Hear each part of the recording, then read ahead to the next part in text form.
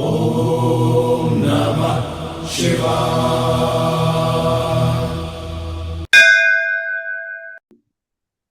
ஓம் ஸ்ரீ குருப்யோ நமஹ. ஹரிஹி ஓம். ஓம் ஸ்ரீ குருப்யோ நமஹ. ஹரி ஓம். ஜெய் சித்தி விநாயகா போற்றி. போற்றி. ஹரஹர நம பார்வதி பதையே. மகாதேவா. தென்னாடுடைய சிவனே போற்றி. நாட்டவர்க்கும் இறைவா போற்றி போற்றி. ஊழியர்கோன் வெப்பொழித்த புகழியர்கோன் கடல் போற்றி. ஊழியர்கோன் வெப்பொழித்த புகழியர்கோன் கடல் போற்றி.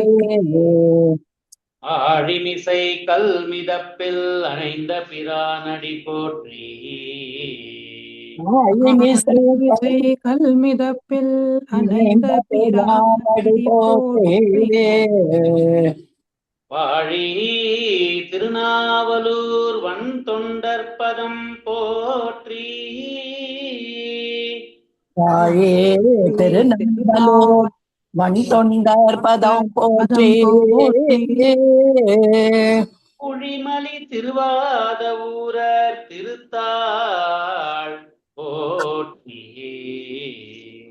ஊழிமலி திருவாத ஊரர் திருத்தாள் போற்றி.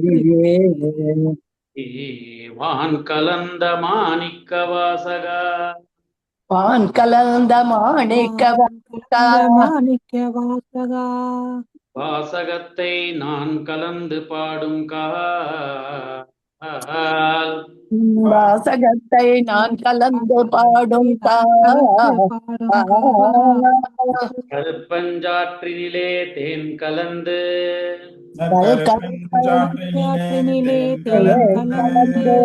பால் கலந்து செழுங்கனி தீஞ்சுவை கலந்து.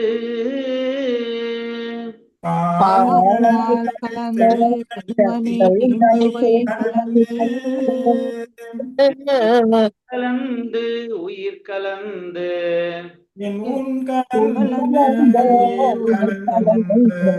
வட்டாமல் இனிப்பதுவே.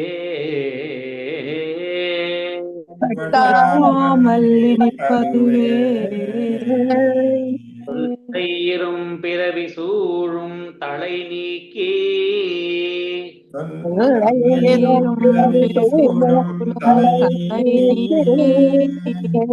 அல்லல் அறுத்து ஆனந்தம் ஆக்கியதே.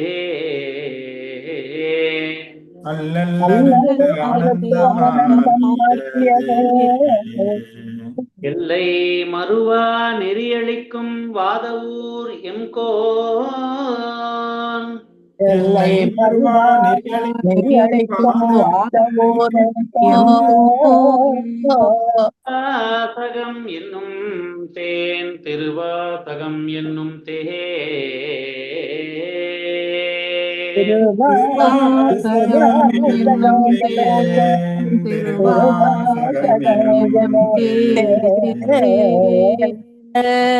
திருச்சிற்றம்பலம்.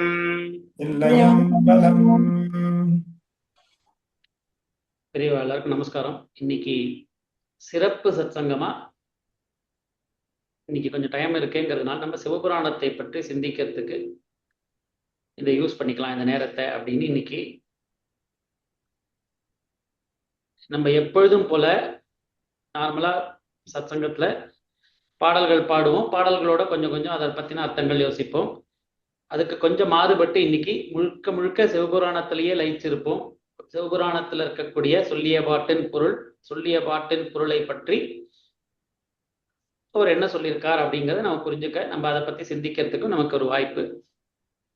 அப்படி பண்றப்ப நம்ம எப்பொழுதும் போல இல்லாம அப்பப்ப நம்ம நம்ம நம்ம எது சொல்றோமோ அது போதே உங்களுக்கு மனசுல எதுவும் சிந்தனை, ஏதாவது அதை பற்றி கேள்விகள் இல்ல அதை பத்தின உங்களோட கருத்து எதுவா இருந்தாலும் உடனடியா இங்கேயே சொல்லலாம். ஏன்னா மத்த இன்னைக்கு சிவபுராணத்துல திளைத்திருக்கிறது அப்படின்னு ஒரு முடிவா எடுத்துங்கிறதுனால அதை பத்தி அதுல இருக்கக்கூடிய வசனங்களை, அதுல இருக்கக்கூடிய பொருட்களை, கருத்துக்களை நம்ம சிந்திக்கிறதுக்கு முழுக்க முழுக்க நம்ம எப்படி வீட்டுல உட்காந்துட்டு 2 பேர் பேசுவோமோ அது போல உட்காந்து இது இன்னைக்கு சிவபுராணத்தை பத்தி இன்னைக்கு நினைச்சுப்போம்.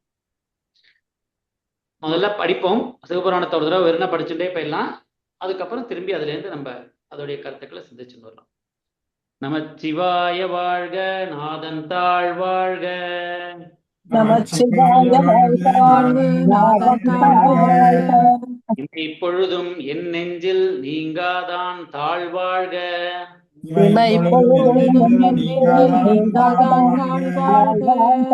கோகழியாண்ட குருமனிதன் தாழ் வாழ்க.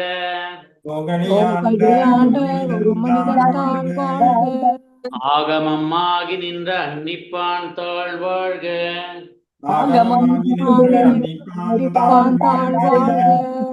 ஏகன் அநேகன் இறைவன் அடி வாழ்க. வேகம் கெடுத்தாண்ட வேந்தன் அடி வெல்க.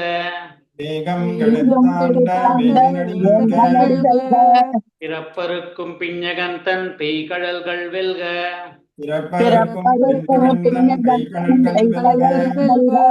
புறத்தார்க்கு சேயோன் தன் பூங்கடல்கள் வெல்க.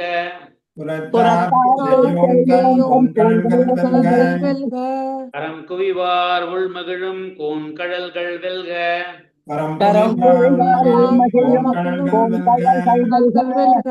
குவிவார் ஓங்குவிக்கும் சீரோன் கடல் வெல்க.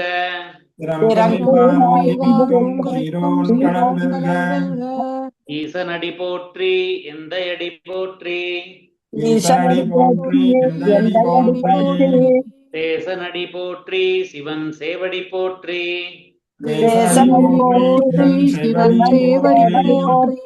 நேயத்தே நின்ற நிமலனடி போற்றி. மாயப் பிறப்பருக்கும் மன்னன் அடி போற்றி. இரார் பெருந்துரை நம் தேவனடி போற்றி. ஆராத இன்பம் அருளும் மலை போற்றி.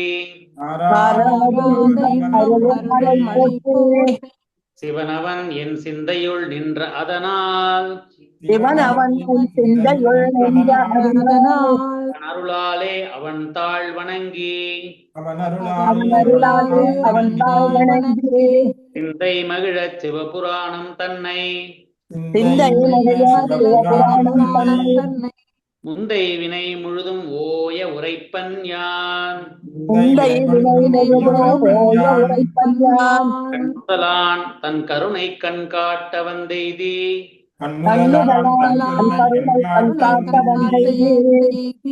முதற்கு எட்டா எழிலார் கழல் இறைஞ்சி.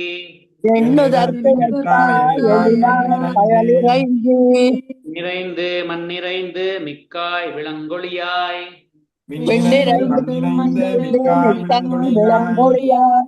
நிறந்து எல்லையிலாதானே நின் பெரும் சீர்.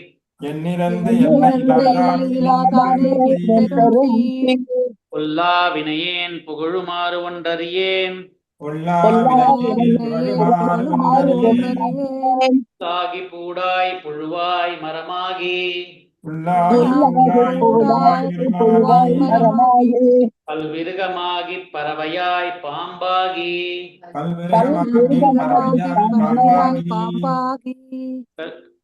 கல்லாய் மனிதராய் பேயாய் கணங்களாய். வல்லசுரராகி முனிவராய் தேவராய். எல்லா நின்ற இத்தாவரச் சங்கமத்துள்.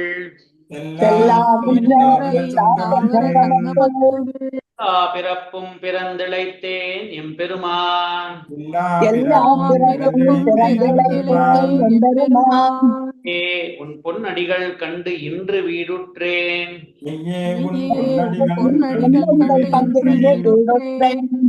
என் உள்ளத்துள் ஓங்காரமாய் நின்ற மெய்யா.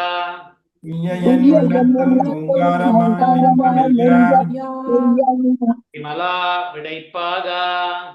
விமலா விமலா விமலாக வேதங்கள் ஐயா என ஓங்கி ஆழ்ந்தகன்ற நுண்ணியனே வேதங்கள் ஐயா என ஓங்கி ஆழ்ந்து அகன்ற நுண்ணியனே மெய்யாய் தனியாய் இயமான நாம் விமலா வெய்யாய் தனியாய் பிரியமான நாம் விமலா பொய்யாயினவெல்லாம் போயகல வந்தருளி பொய்யாயினையெல்லாம் போய் அகல வந்தருளி மெய் ஞானமாகி மிளிர்கின்ற மெய்ச்சுடரே மெய்ஞானமாகி மிளிர்கின்றே விஞ்ஞானம் இல்லாதேன் இன்பப் பெருமானே எஞ்ஞானம் இல்லாதே இன்பப் பெருமானே அஞ்ஞானம் தன்னை அகல்விக்கும் நல்லறிவே அஞ்ஞானம் தன்னை அகல்விக்கும் நல்லறிவே ஆக்கம் அளவு இறுதி இல்லாய் ஆக்கம் அளவு இறுதியில்லாய் அனைத்துலகும் ஆக்குவாய் காப்பாய் அழிப்பாய் அருள் தருவாய்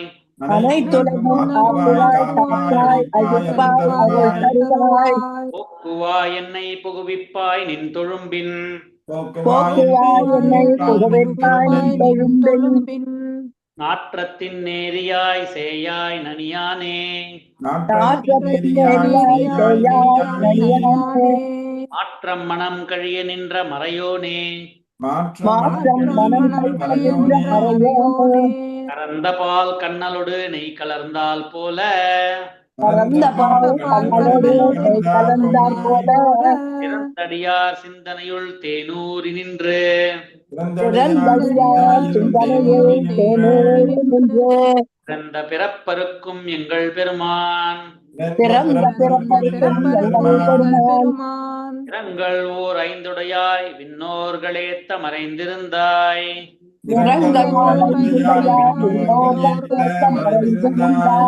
என் பெருமான் வல்வினையேன் தன்னை மறைந்திட மூடிய மாய இருளை அறம் பாவம் என்னும் அரும் கயிற்றால் கட்டி புறந்தோல் போர்த்தெங்கும் புழுவழுக்கு மூடி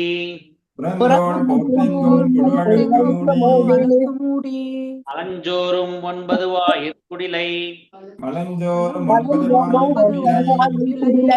அலங்கப் புலனைந்தும் வஞ்சனையைச் செய்ய விலங்கு மனத்தால் விமலா உனக்கு கலந்த அன்பாகிக் கசிந்து உள்ளுருகும் நலம்தானில்லாத சிறியேற்கு நல்கி நிலம் தன்மேல் வந்தருளி நீள்கழல்கள் காட்டி ஆயிற்கடையாய் கிடந்த அடியேற்கு ஆயிற்சிறந்த தயாவான தத்துவனே மாசற்ற ஜோதி மலர்ந்த மலர்ச்சுடரே தேசனே தேனாரமுதே சிவபுரனே பாசமாம் பட்டறுத்து பாரிக்கும் மாரியனே நேச அருள் புரிந்து நெஞ்சில் வஞ்சம் கெட பேராது நின்ற பெரும் கருணை பேராரே ஆறாமுதே அளவிலா பெம்மானே ஓராதார் உள்ளத்து ஒளிக்கும் ஒளியானே நீராய் உருக்கிய நாருயிராய் நின்றானே இன்பமும் துன்பமும் இல்லானே உள்ளானே அன்பருக்கு அன்பனே யாவையுமாய் அல்லையுமாய் சோதியனே துன்னிருளே தோன்றா பெருமையனே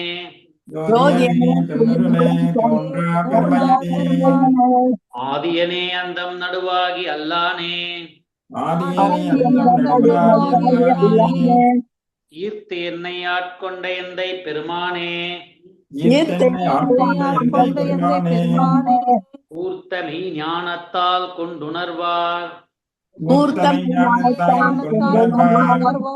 தம் கருத்தின் நோக்கரிய நோக்கே நோக்கரிய நுண்ணுணர்வே ஒக்கும் வரவும் புணர்வுமிலா புண்ணியனே காக்கும் என் காவலனே காண்பரிய பேரொளியே ஆற்றின்ப வெள்ளமே அத்தா மிக்காய் நின்ற தோற்றச் சுடரொளியாய் சொல்லாத நுண்ணுணர்வாய் மாற்றமாம் வையகத்தின் வெவ்வேறே வந்த அறிவாம் தேற்றனே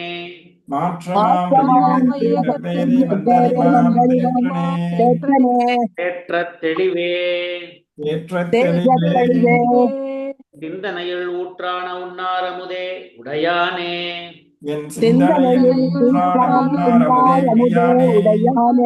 வேற்று விகார விடக்குடம்பின் உட்கிடப்ப ஆற்றேன்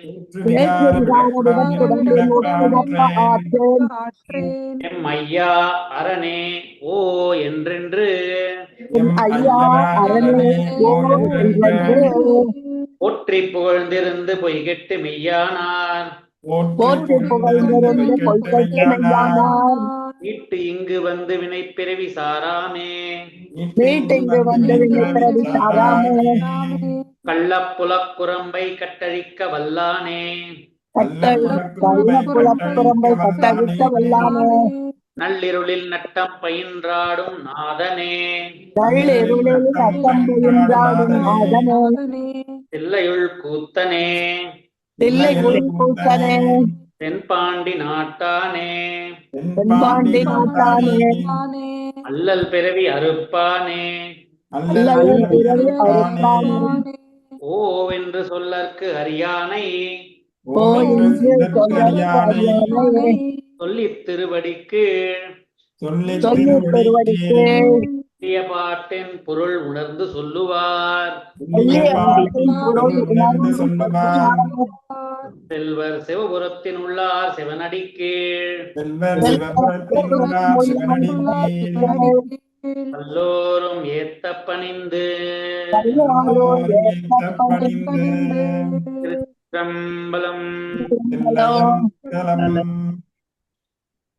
சொல்லிய பாட்டின் பொருள் உணர்ந்து சொல்லுவார் செல்வர் சிவபுரத்தின் உள்ளார் சிவனடி கீழ் அப்படின்னு சொல்லிய பாட்டின் பொருள் அப்படிங்கிறப்ப நம்ம பாட்டோடைய வார்த்தையா அதுக்கான அர்த்தங்கள் புரிஞ்சுண்டு அப்படிங்கிற அர்த்தத்துல இருக்கக்கூடாது. சொல்லிய பாட்டின் பொருள்னா நம்ம சாதாரணமா ஒரு பாட்டு படிக்கிறோம், ஒரு பதிகம் படிக்கிறோம், அந்த பதிகத்துல வர வார்த்தைகள் அது கொஞ்சம் நம்ம காம்ப்ளெக்ஸா இருக்குன்னா இதோட இந்த வார்த்தை என்ன சொல்றது, அந்த வார்த்தை சொல்ல அப்படி அர்த்தம் பிரிச்சு பார்க்கறது. அது மட்டும் இல்லை, அதுக்கும் ஒரு படி மேல போய் சிவபுராணம் அப்படின்னு நம்ம அருளாளர்கள் பாடக்கூடிய பாடல்களுடைய சொல்லிய பாட்டின் பொருள் எது, அந்த பாட்டின் பொருள் எதுவோ, பொருள்ங்கிறது இங்க பாட்டு எதை பத்தின பாட்டு அப்படிங்கிறது. சிவபுராணம் அப்படிங்கிறது புராணம் அப்படிங்கிற வார்த்தைக்கு, புராணம்னாக்க பழையதுன்னு, பழங்கால பழமையானது, எப்ப ஆரம்பிச்சதுன்னே தெரியாது, பர்மனண்டா எப்பயுமே இருக்கும், அது மாட்டு இருந்துட்டே இருக்கும், பழமையானது முதல்ல வந்தது அப்படின்றது பழமை. அப்படி சிவபுராணம்னாக்க அப்படி பழமையா இருக்கக்கூடிய சிவ தத்துவங்களை பத்தின சொல்லக்கூடியதுன்னு சிவபுராணம். அப்படின்னா நார்மலா ஒரு கந்த புராணம் அப்படின்னாக்க அதுலயே தத்துவங்கள் உண்டு. அதுல புராணம்னாக்க நம்ம கதைகள் நம்ம சொல்லுவோம், ராமர் இங்க வந்தார் அங்க போனார் அப்படின்னு சொல்லுவோம் இல்லையா. அது புராணம், இதிகாசம் அப்படிங்கிற இதிகாசம்னாக்க எது எப்படி நடந்ததோ அப்படியே சொல்றது இதிகாசம். அதனாலதான் ராமாயணத்தையும் மகாபாரதத்தையும் நம்ம இதிகாசம்னு சொல்லுவோம், மற்ற 14 புராணங்கள்னு சொல்லுவோம். ஏன்னா இதிகாசம்னாக்க எது எப்படி நடந்ததோ அப்படியே சொல்றது. ராமாயணம் மகாபாரதம் தான் நடந்தது, ஹிஸ்டாரிக்கல் ஈவெண்ட்ஸ் அப்படியே அதை டிஸ்கிரைப் பண்ணி சொல்றது. வேற 14 புராணங்கள் அப்படின்னு சொல்றப்ப அது புராணங்கள்னா பழையது அப்படின்னு எது நடந்ததுன்னு மட்டும் இல்லாம அந்தந்த ஊர்ல மருவி இருக்கும். அது புராணம்ங்கிற வார்த்தைக்கு பழையதுன்னு அர்த்தம். ஆனா இந்த இடத்துல அப்படி பழமையா இருக்கக்கூடியது. ஆனா எதை பத்தின சொல்றோம்? சிவ தத்துவத்தை பத்தி சொல்லக்கூடிய சிவ புராணம் அது. ஆக சொல்லிய பாட்டின் பொருள் அப்படிங்கிறப்ப இந்த பாட்டு எதை பத்தினது, அதுதான் சொல்லிய பாட்டின் பொருள். எது இந்த பாட்டோட இப்ப நம்ம படித்த சிவபுராணத்தோடைய எதை பத்தினது? அது சிவம் அப்படிங்கிற அந்த ஒரு இறை நிலையை பத்தினது. அந்த சொல்லிய பாட்டின் பொருளை, அதாவது அந்த சிவம்ங்கிற இறை நிலையை உணர்ந்து சொல்லுபவர்கள் செல்வர் சிவபுரத்தினுள்ளா சிவனடிக்கு அப்படின்னும் இந்த சிவபுராணம் பாடல் மூலமா நமக்கு இந்த சொல்லிய பாட்டின் பொருள், இந்த பாடல் சொல்லப்பட்ட அந்த சிவம்ங்கிற தத்துவத்தை பத்தி கொஞ்சம் விரிவா சொல்றேன். பல பாடல்கள்ல அருணகிரிநாதரா இருக்கட்டும், இதை விவரிக்க வரப்ப அவர்கள் ஓரளவுக்கு மேல விவரிக்க மாட்டார். உருவாய் அருவாய் உளதாய் இளதாய் அப்படின்னு சொல்லிட்டு என்னால சொல்ல முடியல இதுக்கு மேல, தன்னந்தனி நின்றது தான் அறிய இன்னும் ஒருவருக்கு இசைவிப்பதுவோ அப்படின்னு என்னால் முடியாது, இதுக்கு மேல என்னால் சொல்ல முடியாது அப்படின்னு விட்டுருவார். உலகெல்லாம் உணர்ந்து ஓதற்கு அரியவன் அப்படின்னு தான் தேக்கிடார் சொல்றார். முதல்லயே இது உணர்ந்து எல்லாம் நீங்கெல்லாம் வாயிலெல்லாம் படிச்சு பேசிலாம் படிச்சு இப்படிலாம் புரிஞ்சுக்க முடியாதுப்பா அப்படின்னு. மாணிக்க வாசகர் நமக்காக ஒரு படி மேலே இறங்கி கொஞ்சம் முயற்சி பண்ணி அதை பத்தின சொல்லிய பாட்டின் பொருளை பத்தி ஓரளவுக்கு எப்படின்னு சொல்ல பார்க்கிறார் நமக்காக. அது எப்படின்னா, இப்ப நம்ம ஒரு பொருளை நம்ம புரிஞ்சுக்கிறோம். பலாப்பழத்தையே பார்த்திருக்காத ஒருத்தர்கிட்ட நீங்க வந்து பலாப்பழம் கண்ணில் கையில இல்லை, வீட்டுல யாரோ ஒரு சின்ன குழந்தை வந்து பலாப்பழம்னா என்னன்னு எனக்கு தெரியல அப்படின்னாக்க, நீ பார்த்தது இல்லையா, சரிப்பா அப்படின்னு சொல்லிட்டு நம்ம என்ன சொல்லுவோம்? பலாப்பழம்னா இப்படி பெருசா இருக்கும்பா, பச்சை கலர்ல இருக்கும், முள்ளு முள்ளா இருக்கும், உள்ள திறந்தா மஞ்சள் கலர்ல சுழ வரும் அப்படின்னு நம்ம அதோடைய தன்மைகளை சொல்லுவோம். பலாப்பழத்தை நம்ம கண்ணில் காமிக்க முடியாது, ஏன்னா அங்க பலாப்பழம் இல்லை. அந்த குழந்தை நேர்ல பலாப்பழத்தை பார்க்குற வரைக்கும் பலாப்பழம்னா என்னங்கிறது ஒரு கற்பனையிலேயே வாழ்ந்துட்டு. அப்ப கற்பனையிலேயே வாழற வரைக்கும் நம்ம என்ன பண்ணுவோம்? அதோடைய தன்மைகளை சொல்லுவோம். தன்மைகள்னா பலாப்பழம்னா பச்சை கலர்ல இருக்கும்பா ஜென்ரலா, பழுத்துடுத்துனா மஞ்சள் கலர் ஆகும் அப்படின்னு நம்ம அதோட தன்மைகளை சொல்லி, அந்த தன்மைகளை சொல்லி அதை நேர்ல கண்ணால் அந்த குழந்தை அதை பார்த்து மனசுல இதுதான் பலாப்பழம்னு புரிஞ்சுக்கிற வரைக்கும் அந்த தன்மைகளை சொல்லி அதை வச்சுட்டு ஓ இதுனா இப்படியா அப்படின்னு அதை கனெக்ஷன் பண்ணிக்கிற மாதிரி தான் நம்ம சொல்ல முடியும். இதுல ஒரு சின்ன இடர்பாடு, ஒரு கஷ்டம் என்ன அப்படின்னா, நான் முன்னாடியே ஆரம்பத்துல சொன்ன மாதிரி இன்னைக்கு சிவபுராணம் அப்படிங்கிறது நம்ம இது சிவபுராணத்திலே திளைத்து அதுல இருக்கிற அர்த்தத்தை நம்ம சிந்திக்கிறதுக்கு யூஸ்போம்.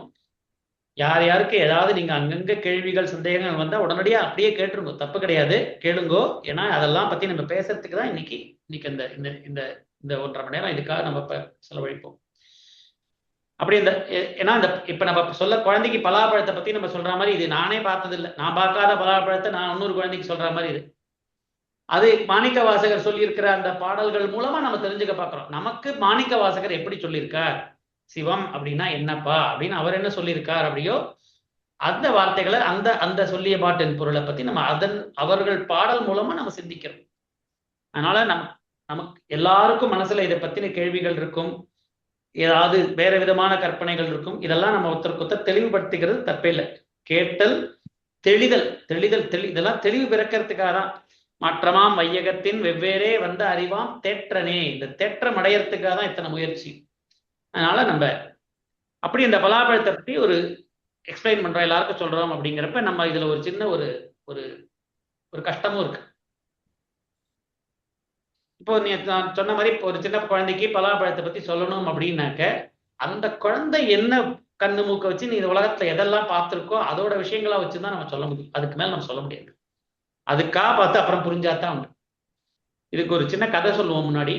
நான் முன்னாடி கூட சொல்லியிருப்பேன். ஒரு பிறவி குருடன் ஒருத்தன் இருந்தான். பிறவியிலேருந்தே அவன் கண்ணு தெரியாது, உலகத்துல நிறைய விஷயங்களை உருவத்துல பார்த்ததே இல்லை. அப்படி ஒரு பிறவி குருடன் பிச்சை எடுத்துன்னு வந்துட்டு இருக்கான் ரோட்ல. அப்படி ரோட்ல பிச்சை எடுத்து வந்துட்டு இருக்கிறப்ப அங்க ஒரு வீட்டுல ஒரு குழந்தை அழுதுன்னு இருக்கு. உடனே அங்க அந்த பிறவிக்குருடன் அந்த பிச்சை எடுத்துன்னு வரவன் வந்து கேட்கறான், என்னமோ இங்க ஒரு சின்ன குழந்தை அழகா போல இருக்கேங்க, ஏன் அழுதுங்க அப்படின்னு கேட்கறான். உடனே அங்க இருக்கிறவங்க சொல்றாங்க, இல்லப்பா அந்த குழந்தை வந்து பால் குடிச்சப்ப தொண்டையில மாட்டிக்கிச்சு, அதனால அது கொஞ்சம் அழுதுட்டு இருக்கு அப்படின்னு சொல்றாங்க. அவனுக்கு பிறவி குருடன்கிறதுனால அவன் மற்ற எதையுமே பார்த்தது இல்லைங்கிறதுனால பால்னா என்னன்னு தெரியல. பால்னா என்னங்க அப்படின்னு கேட்கறான். ஓ பாலா, அதுவா, வெள்ளையா இருக்குமேப்பா, குழந்தைங்களுக்கெல்லாம் கொடுப்பாங்களேப்பா, அதுதான் பால் அப்படின்னு அவன் சொல்றான். வீட்டில் இருக்க சொல்றான். அவனுக்கு வெள்ளைனா என்னன்னு தெரியாது. உடனே வெள்ளைனா என்னங்க அப்படின்னு கேட்கறான்.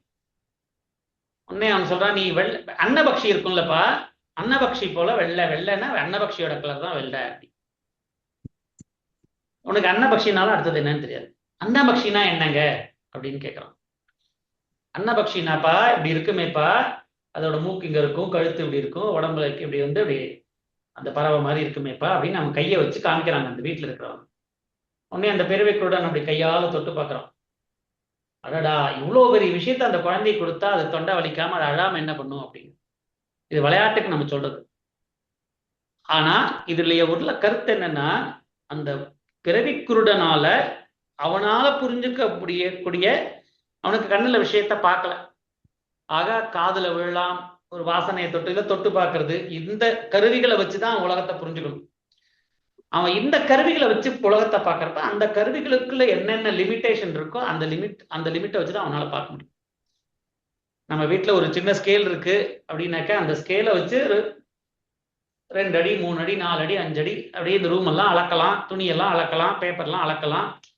அந்த ஸ்கேலை வச்சு நம்ம இங்கேருந்து பூமியிலேருந்து வானத்து வரைக்கும் அளக்க முடியுமா? ஏன்னா அந்த ஸ்கேலால முடியாது. அதுக்கு தனியா வேற ஒரு உபகரணங்கள் வேணும். அந்த ஸ்கேலால முடியாது. ஸோ அந்த எந்த கருவி கரணங்களுக்குன்னு ஒரு லிமிட் எதுக்கான, இப்போ ஒரு அதே ஸ்கேல் இருக்கு, ஒரு ஒரு அடி ஸ்கேல் இருக்கு. அந்த ஒரு அடி ஸ்கேலை வச்சுன்னு நம்ம அளக்கலாமே தவிர அதுல வெயிட் பார்க்க முடியாது. ஆக நமக்கே தெரியும், ஒரு வெயிட் பார்க்க முடியாது. இல்லை ஒரு குழந்தைக்கு சின்னதாக ஜுரம் அடிக்கிறது, டெம்பரேச்சர் பார்க்கலாம்னா அந்த ஸ்கேலை யூஸ் பண்ண முடியாது. ஆக இந்த கருவி கரணங்கள்லாம் அது எதுக்கு பயன்படுத்தணுமோ அதுக்கு மட்டும்தான் பயன்படுத்த முடியும். அதோடைய வரைமுறைன்னு இந்த மாதிரி இதுக்கு யூஸ் பண்ணலாம், இதுக்கு யூஸ் பண்ண முடியாதுன்னு இருக்கும். அதுக்கு ஒரு பவுண்டரி இருக்கும். அது எதுக்கு சொல்ல வரேன் இதனாக்க, சொல்லிய பாட்டின் பொருள் அப்படின்னு நம்ம அந்த பொருளை பத்தின சிந்திக்கிறப்ப, ஏன் அருளாளர்கள் இதை பாடல்கள்ல நமக்கு சொல்றதுக்கும் கஷ்டப்படுறாங்க, நம்மளால புரிஞ்சுக்கிறதுக்கும் ஏன் கஷ்டப்படுறோம்னா, நம்ம இந்த புரிஞ்சுக்கக்கூடிய இந்த பொருளானது, சிவம்ங்கிற இந்த பொருளானது நம்ம கிட்ட இருக்கிற இந்த கருவிக்கரணங்களுக்கெல்லாம் அப்பாற்பட்டது. நம்மள்கிட்ட நம்ம கையில ஒரு அடி ஸ்கேல் இருக்கு. இந்த ஒரு அடி ஸ்கேலை வச்சுன்னு வானத்துலேருந்து பூமி வரைக்கும் இருக்கிற எவ்வளவு பெரிய லென்த் இருக்கு மொத்தம் அளந்துட்டு வா அப்படின்னு, அது எத்தனை வெயிட் இருக்கு, அது எத்தனை டெம்பரேச்சர் இருக்கு அப்படின்னு பார்த்துட்டு வான்னு நம்மள்கிட்ட சொல்ற மாதிரி. நம்மள்கிட்ட இருக்கிறதோ இத்தனோண்டு ஸ்கேல், இந்த அரைகுறை கண்ணு மூக்கு இதை வச்சு நம்ம நம்ம இருக்கிற இந்த உலகத்தை வாழ்ந்துட்டு இருக்கோம். இந்த ஒரு மனசு இதை வச்சுட்டு நம்ம ஏதோ புரிஞ்சுக்க பார்த்துட்டு இருக்கோம். அதனாலதான் சொல்லிய பாட்டின் பொருள் அப்படிங்கிறது பெரிய பொருளா இருந்தாலும் அது நம்மளுடைய கருவிக்கரணங்களுடைய லிமிட்டுக்கு உள்ளதான் நம்மளால புரிஞ்சுக்க முடியுது. எது போலனாக்க, ஒரு கிரவுண்ட் இருக்கு, ஒரு பெரிய கிரவுண்ட் இருக்கு. அந்த கிரவுண்ட்ல நடுவுல ஒரு கயத்தை கட்டி ஒரு குச்சியை கட்டி அந்த கயத்துல மாடை கட்டியிருக்காங்க. பெரிய கிரவுண்ட் எவ்வளவு பெருசா இருந்தாலும் அந்த மாடு கயிறு எவ்வளவு போட்டு கட்டியிருக்காலும் அந்த கயிறு வரைக்கும் தான் அந்த மாடு சுத்த முடியும். அதுக்கு மேல அதாவது சுத்த முடியாது. அது அப்படியே அங்கேயே சுத்தின்னு இருக்கும். கிரவுண்ட் இவ்வளவு பெருசுன்னா என்னன்னு அது தெரியாது. அதுக்கு மேல அதால போக முடியாது. அந்த கயிறு எவ்வளவு தூரம் அது விடுறதோ அந்த அளவுக்கு தான். அதுக்கு சொல்றேன், நம்மளுடைய கருவிக்கரணங்கள் எவ்வளவு தூரம் நம்மளை காண்பிக்கிறதோ அவ்வளவு தூரம். அதனாலதான் நம்ம அவன் அருளாலே அவன் தாழ் வணங்கி அப்படின்னு சொல்றதுக்கு காரணம், இறைவனா பார்த்து தன்னுடைய சொரூபத்தை நமக்கு எப்படியாவது புரிய வைக்கிறதுக்கு நம்மளுடைய கருவிக்கரணங்களுக்குள்ளார உட்படுத்தி நமக்கு புரிய வச்சாதான் உண்டே தவிர, நம்ம கருவிக்கரணங்களுக்கு இயற்கையாவே குறைபாடுகள் உண்டு. அதை வச்சுட்டு ஓரளவுக்கு தான் நம்மளால புரிஞ்சுக்க முடியும். மலங்க புலன் மாற்றமாம் வையகத்தின் வெவ்வேறே வந்த அறிவாம் தேற்றனே அப்படின்னாக்க, நமக்கு இந்த மாற்றமாம் வையகத்தின் வரக்கூடிய அறிவெல்லாம் இந்த கருவிக்கரணங்களை வச்சது. அதுக்கு குறைபாடு உண்டு. அதனால அதை வச்சுட்டு நமக்கு எவ்வளவு தூரம் புரிய வைக்கணுமோ புரிய வைக்கலாம் அப்படின்னு மாணிக்க வாசகர் இதுல ஆரம்பிக்கிறார். அதுலயும் நம்ம ஒரு விஷயத்த நம்ம புரிஞ்சுக்கிறோம் அப்படின்னாக்க, நான் இப்ப சொன்ன மாதிரி பலாப்பழம் அப்படிங்கிறப்ப பலாப்பழம்னா இப்படி இருக்கும் அப்படி இருக்கும் நான் சொன்னேன் இல்லையா ஒரு உதாரணத்துக்கு. அப்படியே அப்ப ஒரு சில விஷயத்த நேர்ல பார்க்க முடியாட்டி எது பார்க்க முடியறதோ அதை காண்பித்து இது போல இருக்கும் நம்ம சொல்றவள். பலாப்பழம் பச்சையா இருக்கு அப்படின்னு இருக்கிறப்ப அந்த பையனுக்கு பச்சைன்னு புரிய வைக்கணும்னாக்க இந்த வீட்டுல வேற ஒரு பழத்தை காமிச்சு, கொய்யா பழ பழத்தை காமிச்சு இந்த கொய்யாப்பழம் போல இருக்கு, ஆனா இதுலயே பெருசா இருக்கும், முள்ளு வச்சிருந்தா அது பலாப்பழம்ப்பா அப்படின்னு நம்ம சொல்றோம். அப்ப கண்ணால பார்க்க முடிஞ்சதை காண்பிச்சு பார்க்க இயலாததை நம்ம எக்ஸ்பிளைன் பண்றோம், விவரிக்கிறோம். அதைத்தான் இங்கேயும் நாம் சிவபுராணத்திலையும் அதைத்தான் செய்யறார். ஒரே நிமிஷம்.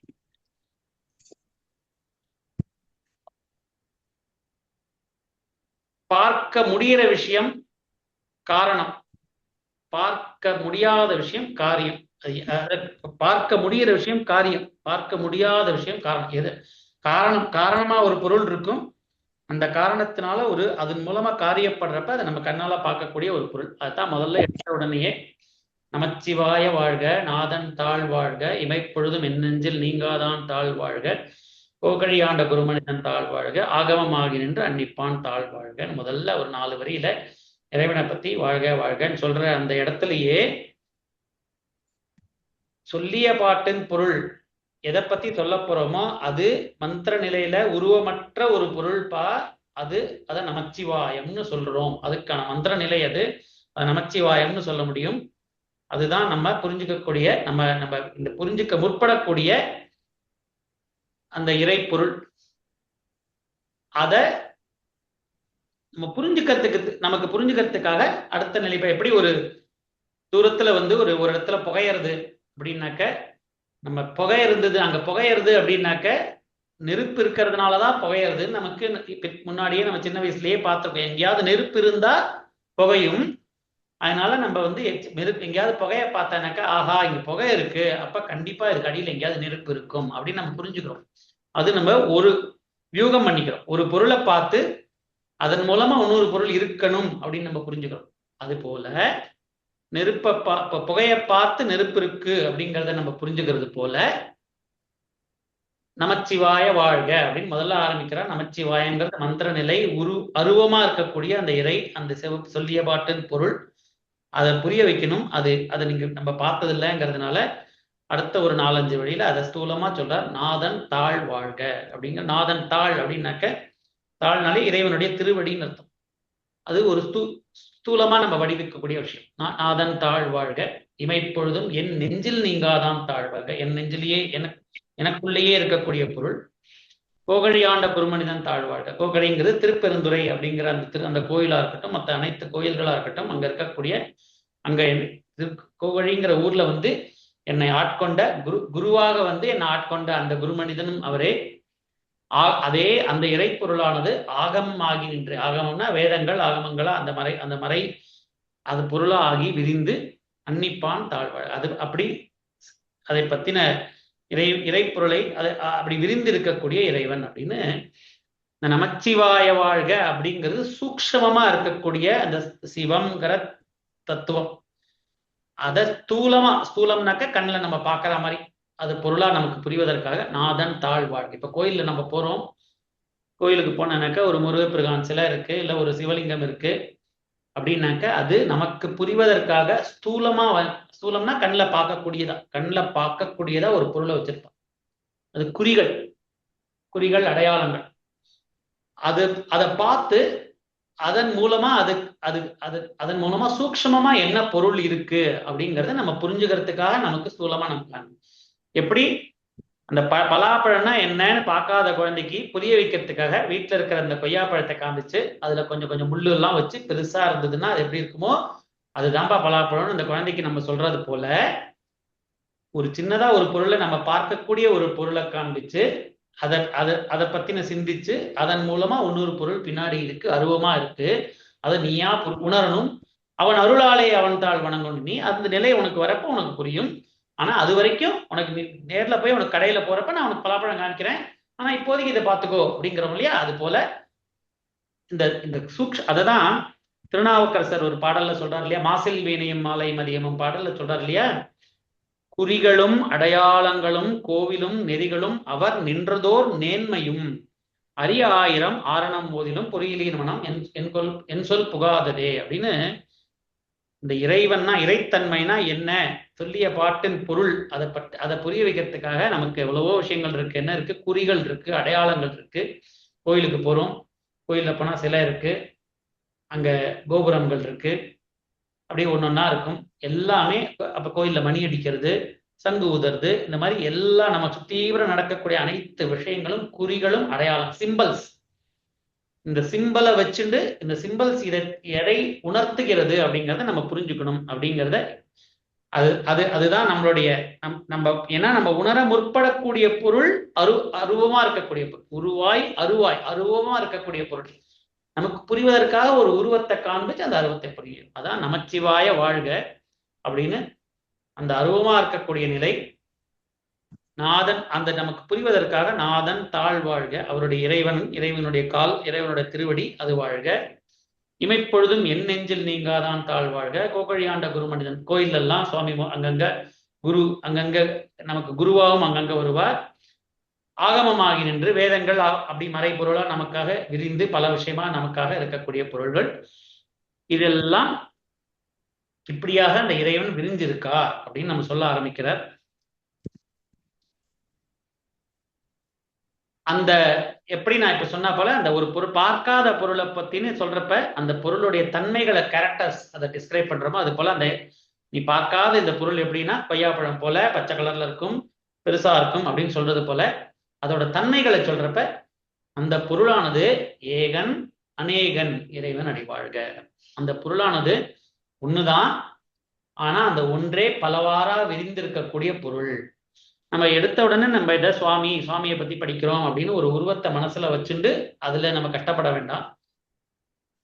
அந்த அந்த உருவங்கள் எல்லாம் மனசுல இருந்து கொஞ்ச நேரம் எடுத்துட்டு இது என்னவா இருக்கும், எதையோ சொல்றார்களே என்ன அப்படின்னு நீங்க யோசிச்சு அப்படியே நம்மளுடைய அறிவை யூஸ் பண்ணி நம்மளுடைய அறிவையும் மனசையும் தான் யூஸ் பண்ணி கொஞ்சம் கொஞ்சமா இந்த கேள்விகள் எல்லாம் கேட்டு நமக்கு சுத்தி வர புத்தகங்கள்லயோ பல அருளாளர்களோ குருமார்களோ அதை பத்திலாம் என்னென்னலாம் சொல்லியிருக்கார்களோ அதெல்லாம் சொல்லி கேட்டல் தெளிதல், அதை பத்தி சிந்தித்தல் தெளிதல், இதன் மூலமா நம்மளுடைய அறியக்கூடிய தன்மையை வச்சுதான் இதெல்லாம் அறிஞ்சுக்கணும். ஓரளவுக்கு இதை அறியக்கூடிய தன்மையை வச்சு அறிஞ்சுப்போம். அது முடியலையா நமக்கு முடியலன்னா இறைவனா பார்த்து நமக்கு என்னைக்கு அறியணுமோ அன்னைக்கு நம்மளை பக்குவப்படுத்தி அறியக்கூடிய தன்மையை நமக்கு கொடுப்பார், ஒவ்வொருத்தருக்கும் கொடுப்பார். அதனால எவ்வளவு தூரம் இதெல்லாம் புரியறதோ காதுல வாங்கிப்போம், அப்படி போட்டு வச்சுப்போம். அது என்னைக்கு கொஞ்சம் கொஞ்சமா தெளிவு பெறணுமோ பெறட்டும். இல்ல அதெல்லாம் எனக்கு ரொம்ப கஷ்டமா இருக்கு அப்படின்னாக்கா ராம ராம ராமா சிவசிவான்னு உட்காந்து நம்ம விரண நாம ஜபம் பண்ணிட்டு அது மாதிரி எதெல்லாம் பண்ணணும். அதனாலதான் நம்மளுடைய அனைத்து விதமான வழிகளுக்கும் இடம் உண்டு. இறைவன் அடையறதுக்கு 4 வழி, சரியை கிரியை யோகம் ஞானம்னு ஒண்ணுதான். இது ஒண்ணுதான் வழின்னு கிடையாது, எல்லா வழியும் யூஸ் பண்ணலாம். இந்த சரியை கிரியை, சரியைனா உடம்பால உழைக்கிறது, கோயில்ல போய் உழவாரப்பணி பண்றது, பாத யாத்திரை போவாங்க, அங்கேருந்து இத்தனை தூரம் போவாங்க, அப்படியே உடம்பால உழைச்சிட்டு போவாங்க. அப்படியே போய் கோயில்ல எல்லாம் எனக்கு தெரிஞ்ச நண்பர் ஒருத்தர் இருக்கார், வாரம் இந்த கோயில்ல போய் நான் அங்க போய் பெயிண்ட் அடிச்சேன், அந்த கோயில்ல போய் ஒரே ஆள் போவார், அந்த ஏரியாவில் அத்தனை இடத்தையும் கிளீன் பண்ணுவார், கிளீன் பண்ணி பெயிண்ட் அடிச்சு அவர் சொந்த காசு போட்டு 4 பேர்ட்ட பணங்கள் வாங்கி இது பெயிண்ட் அடி வாரம் எனக்கு தெரிஞ்சு ஒரு 4 வருஷமா எனக்கு வாரம் ஒரு மெசேஜ் அனுப்பிச்சுட்டே இருப்பார். அவன் அருளாலே அவன் தாழ் வணங்கி இந்த கோயில்ல நான் பெயிண்ட் அடிச்சேன், அவன் அருளாலே அவன் தாழ் வணங்கி இந்த கோயில்ல இது பண்ணேன் அப்படின்னு அவர் போட்டுட்டே இருப்பார். அவர் பாக்குறப்ப அவரே சிவகணம் போல அப்படி அது மாதிரி வாழறவங்க. அது சரியை உடம்பால இறைவனையே நினைச்சுட்டு உடம்பால உழைச்சுட்டே இருக்கிறது. கிரியை அப்படிங்கிறப்ப இறைவனை நோக்கி பூஜை பண்றது, பாட்டு பாடுறது, பஜனை பண்றது, அப்படி பக்தி பாவத்துல நம்ம பண்ண வேண்டிய அனைத்து விஷயங்களையும் பண்றது, இதெல்லாம் கிரியை. யோகம் அப்படின்னாக்கா மூச்சடக்கி நமக்குள்ளே இந்த இறைவனை காண முற்படுவது. ஞானம் அப்படின்னாக்கா அதை பத்தி தெளிவடைகிறது, இது என்னது அப்படின்னு தெரிஞ்சு பதினா என்ன, பசுனா என்ன, பாசம்னா என்ன, சொல்லிய பாட்டின் பொருள் எது அப்படிங்கிறத கொஞ்சம் கொஞ்சமா தெளிவடைந்து ஞானம் அடைந்து அப்படி அந்த தெளிவின் மூலமாக இறைப்பொருளை உணர்றது. அப்படி சரியை கிரியை யோகம் ஞானம்னு 4 வழிகள் இருக்கு. இந்த 4 வழிகள்ல எந்தெந்த வழி யார் யாருக்கு எப்படி சௌரியமோ அப்படி எப்படி யூஸ் பண்ணிட்டு எல்லா வழிகளையும் நம்ம பயன்படுத்தி இப்படித்தான் இறைவனை அடையணும் அப்படின்லாம் நீதி எல்லாம் கிடையாது, எல்லா வழியிலையும் அடையலாம்.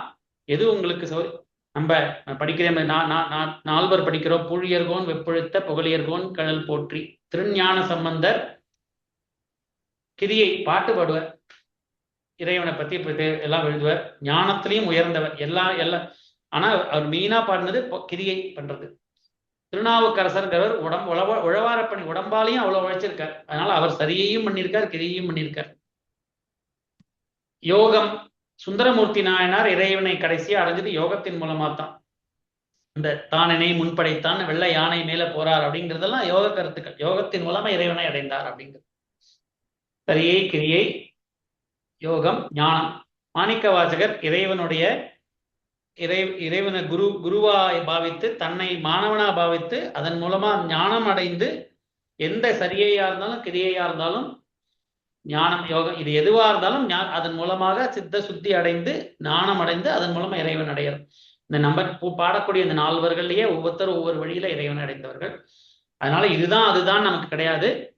அப்படி நமக்கு எது புரியுறதோ அது அந்த அளவுக்கு புரிஞ்சுட்டு அந்த வழியை நம்ம பாராட்டலாம். இப்ப இன்னைக்கு இந்த இறைவனை நமக்கு புரிவதற்காக ஒரு குறிப்புகள் சொல்லி, ஏகன் அநேகன் இறைவனடி வாழ்க. இந்த இறைவனானவன் ஒன்றுதான், அந்த ஒன்றானது பலவாறாக விரிந்து இருக்கிறது. ஒன்றே பல உருவே அருவே அப்படின்னு அபிராமி அந்தாதியில சொல்றாரு. அதுதான் நம்ம வெள்ளிக்கிழமை பாடல்கள் போடுறப்ப தலைப்பு போடுறோம். ஒன்றே ஒண்ணுதான், இறைவன்கிறது ஒண்ணுதான். ஓருருவாகி ஓருருவாயினை மானாங்காரத்து ஈருயிரா. அது ஒரே இறைவன், அதுக்கு 2 தன்மை, சக்தி சிவம்ங்கிற 2 தன்மை அப்படின்லாம் படிக்கிறோம். ஆக ஒன்று இறைவன்கிறது ஒண்ணுதான். அதுக்கு என்ன வேணா பேர் கொடுத்துக்கலாம். அருவமா இருக்கக்கூடிய, அருவம்னா உருவம் இல்லாம அருவமா இருக்கக்கூடிய அந்த சொல்லிய பாட்டின் பொருள் அது ஒண்ணுதான். அந்த ஒன்னானது அநேகன் பலவாறாக விரிந்திருக்கு. இது எது போலனாக்க, நம்ம வீட்டுல நம்ம நகை வச்சிருப்போம், வளையல் வச்சிருப்போம், சங்கிலி வச்சிருப்போம், மூக்குத்தி வச்சிருப்போம், காதல தோடு வச்சிருப்போம். எல்லாமே தங்கத்துல ஆனதுன்னு வச்சுக்கோங்க. ஒவ்வொன்றும் ஒரு நகை தான். ஆனா எல்லாத்துக்கும் காரணமா இருக்கிறது அந்த தங்கம் அப்படின்னு சொல்லக்கூடிய அந்த மெட்டல். அந்த மெட்டலை வச்சு அதை இப்படி வளைச்சா வளையல், அப்படி போட்டா மூக்குத்தி, நேர போட்டா செயின் அப்படின்னு நம்ம சொல்றோம் இல்லையா. அதுக்கு அப்படி பல உருவம் எடுத்து வேணா வரலாமே தவிர வரக்கூடிய, ஆனா இருக்கக்கூடிய பொருள் அது ஒன்னே ஒண்ணுதான், தங்கம் அப்படிங்கிறது. அது போல தங்கம்ங்கிறது ஒன்று, அது ஆபரணமா மாறுறப்ப தனித்தனி உருவம் எடுத்து வளையல், மூக்குத்தி அப்படின்னு நம்ம மாத்தி மாத்தி சொல்றாரு போல, அது போல ஏகன் அநேகன் அப்படிங்கறத நம்ம புரிஞ்சுக்கணும். நாம இந்த ஆறுமுகமான பொருள்ல கூட போன வாரம் எழுதுறப்ப, இந்த கிளாஸ்ல கூட நம்ம சத்சங்கத்துல கூட சொன்னோம், எங்க அம்மா ஒரு போல இருப்பாங்க, உங்க அம்மா ஒரு போல இருப்பாங்க. எல்லாம் எனக்கு எங்க அம்மா தான் உருவம், உங்களுக்கு உங்க அம்மா உருவம். அவங்களுடைய உருவங்கள் வெவ்வேறையா இருக்கலாம், ஆனா அவங்க 2 பேரும் தாய்மைன்னு ஒரு வார்த்தை எடுத்தானாக்கா அந்த தாய்மைங்கிறது ஒண்ணு, ஏகன்.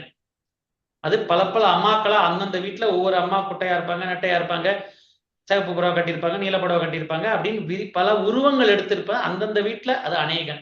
இந்த ஏகன் அநேகன் இறைவன் 2மாவும் இருக்க. இப்ப உங்க வீட்டுல இந்த அம்மா பொய்யா, அந்த அம்மா எது நிஜம் அப்படின்னு அந்த கேள்வியே அபத்தம்.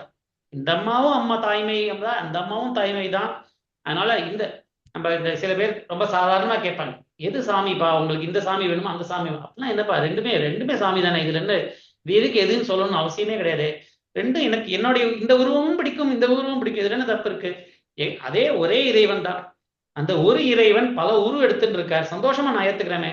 ராமகிருஷ்ண பரமஹம்சர் சொல்றார்,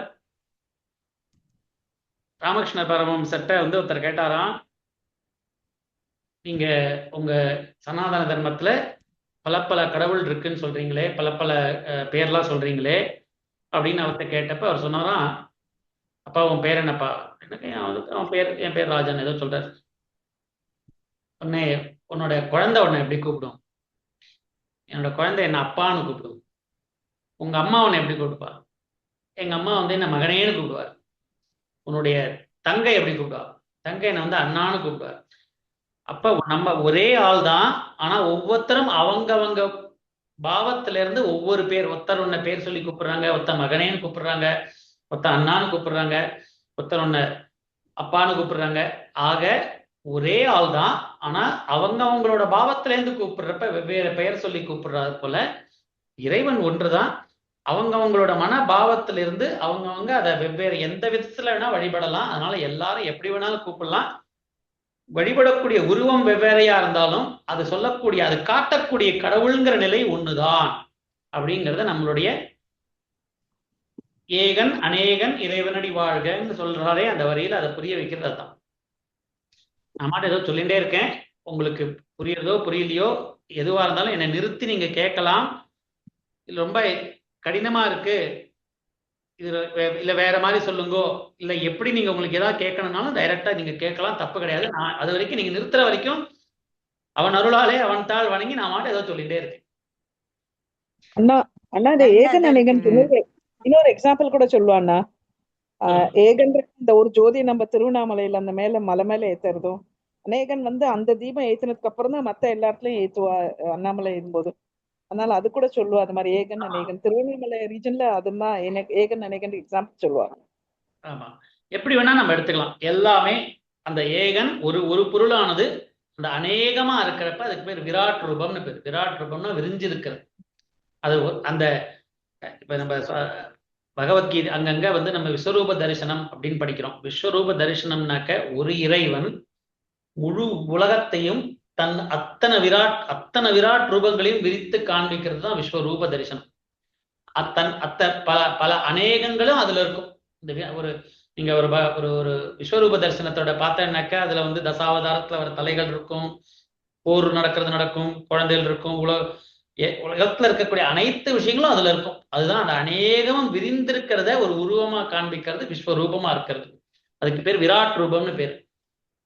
அதுதான் அந்த இறைவனானது ஒரு இறைவன் பல உருவங்களை நம்ம படிக்கிறோம் அப்படின்னு சொல்றோம். ஏகன் அநேகன் இறைவனடி வாழ்க, வேகம் கெடுத்தாண்ட வேந்தனடி வெல்க. இந்த வேகம் அப்படிங்கிறத நான் அப்புறம் இன்னொரு நாள் சொல்றேன். இதுல போனா அது ஒரு 10 நிமிஷம் எக்ஸ்ட்ரா அதை பத்தி அது இன்னொரு நாள் படிப்போம். வேகம் கெடுத்தாண்ட வேந்தனடி வெல்க,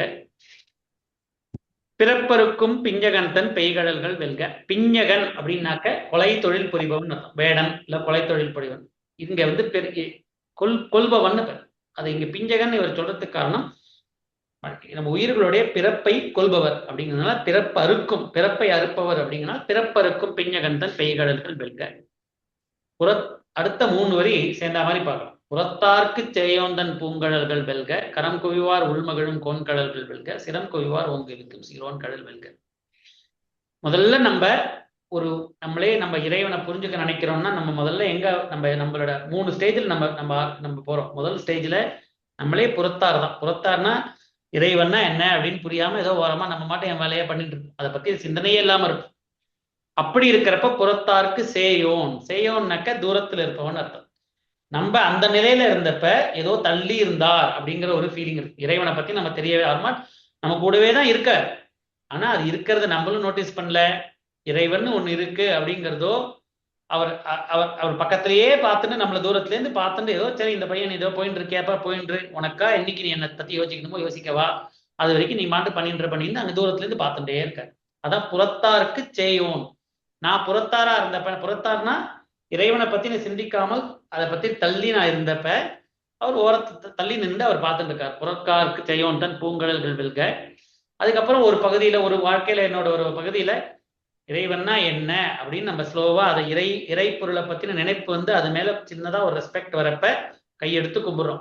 கரம் குவிவார் உள்மகிழும் கோன்கடல்கள் இருக்கு. புறத்தாரா இருந்தோம், இறைவன்னா என்னங்கிறதே பத்தி தெரியாம இருந்துட்டு இறைவன்னா அப்படி ஒண்ணு இருக்கோ, பக்குவத்தால் நற்காரணம் சிறிது நன்னி அப்படின்னு கந்தர்கலி வெண்பால சொல்றப்பல அந்த பக்குவம் வாழ்க்கையில வந்ததுக்கு அப்புறம் இறைவன் ஒண்ணு இருக்கோ அப்படிங்கிறப்ப நம்ம ஒரு பொருளை இறை பொருள்னு ஒண்ணு இருக்கு, நமக்கு மேலேயும் ஒண்ணு இருக்கு, அது ஏதோ ஒண்ணு இருக்கு நமக்கு புரிஞ்சுக்கணும் அப்படின்னு நமக்கு தோன்றது.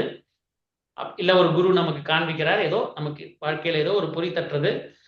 அது வரைக்கும் அதை பத்தி கண்டுக்காம இருந்துட்டு, அதை பத்தின கண்டுக்காமையோ இல்ல அதை பத்தி நாத்திகம் பேசியோ ஏதோ இருந்துட்டு இருந்துட்டு அந்த ஒரு சின்ன ஒரு நிகழ்வுல முதல்ல அட்லீஸ்ட் ஒரு ரெஸ்பெக்ட், அதை பார்த்து கரம் குவிவார் உள்மகிழும் கோன்கடல்கள் இருக்கு. அது அடுத்தது கரம் குவிகிறதுங்கிறது அடுத்த நிலை. 3வது நிலை சிரம் குவிகிறது. சிவம் குவிகிறதுனாக்க நம்ம அந்த இறை பொருளை நல்லா அதை பத்தியே ஆராய்ந்து அதை பத்தி தெரிஞ்சுக்கிறதுக்கு மேல அது பக்கத்திலேயே போயிட்டு இருக்கும். அந்த இறை பொருளையே நம்ம இந்த உலக வாழ்க்கையில கொஞ்சம் கொஞ்சமா நகர்ந்து அந்த இறை பொருளை கிட்ட நம்ம அணுகிறப்ப அப்படி போறப்ப அப்படி சிரம் குவிவார்னாக்க நம்ம தலை குடியிறது அப்படிங்கிறது சரணாகதி அடையறதுக்கு முழுசா அடையல, கொஞ்சம் கொஞ்சமா நம்ம தலை குனிய ஆரம்பிக்கிறது. நான்கிறது வான் கலந்த மாணிக்க வாசகா உன் வாசகத்தை நான் கலந்து பாடும் கால் அப்படின்னு அப்படிங்கிற நான்கிற அந்த எண்ணமானது கொஞ்சம் கொஞ்சமா கரையிறப்பதான் அந்த தலை குடிதல்ங்கிறது வரும் நமக்கு.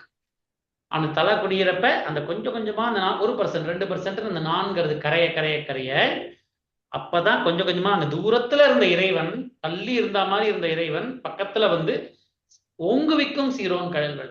ஓங்குவிக்கிறதுனா அடுத்தடுத்த நிலைக்கு இந்த சரி நீ சரணாகதி 1% அடைய வந்துட்டே இல்லையா, கொஞ்சம் கொஞ்சமா அவன் அடுத்தடுத்த நிலைக்கு கூட்டின்னு போறேன்னு இப்ப இந்த இதுக்கு சொல்றேன். இந்த பாட்டுல புறத்தார்க்கு செய்வந்தன் போல புறத்தாரா இருந்து கரம் குவிய ஆரம்பிச்சு வாழ்க்கையில கொஞ்சம் பக்குவம் ஏற்பட்டு மேல மேல இறைவன் நோக்கி போறப்ப சிரம் குவிந்து அந்த போற நேரத்துல அந்த உயிரை கொஞ்சம் கொஞ்சமா அடுத்தடுத்து ஓங்கி வித்து கொண்டு போகக்கூடிய இறைவன் அப்படின்னு படிக்கும். ஈசன் அடி போற்றி, எந்தை அடி போற்றி, தேசன் அடி போற்றி, சிவன் சேவடி போற்றி, நேயத்தே நின்ற நிமலன் அடி போற்றி. இதெல்லாம் ஒவ்வொரு வார்த்தையும் தனித்தனியா எடுத்தா அதுக்கு நம்ம அதை பத்தி பேசலாம். நான் முக்கியமா ஒரு இடத்த காண்பிக்கிறேன். மாயப் பிறப்பருக்கும் மன்னன் அடி போற்றி, நேயத்தே நின்று நிமலன் அடி போற்றி, மாயப் பிறப்பருக்கும் மன்னன். எது சொல்றேன்னா இப்ப மொத்தம் இன்னும் நம்ம சிவபுராணமே ஆரம்பிக்கவே இல்லை. நம்ம என்ன ஒரு பெரியவர் கேட்டார் ஒரு 4-5 வருஷம் முன்னாடி. நான் சொன்னேன் அப்ப நாங்க சத்சங்கத்துல திருவாசகம்லாம் படிக்கிறோங்க, நம்ம எல்லாருமா சேர்ந்து கத்துக்கிறோம் அப்படின்னு சொன்னேன்.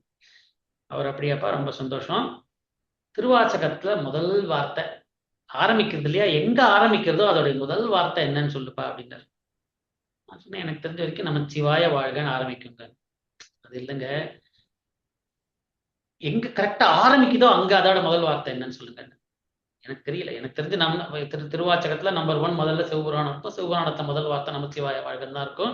அதனால எனக்கு தெரிஞ்சதை நான் சொல்லி எனக்கு தெரியலங்க யாருன்னு நின்றுட்டேன்.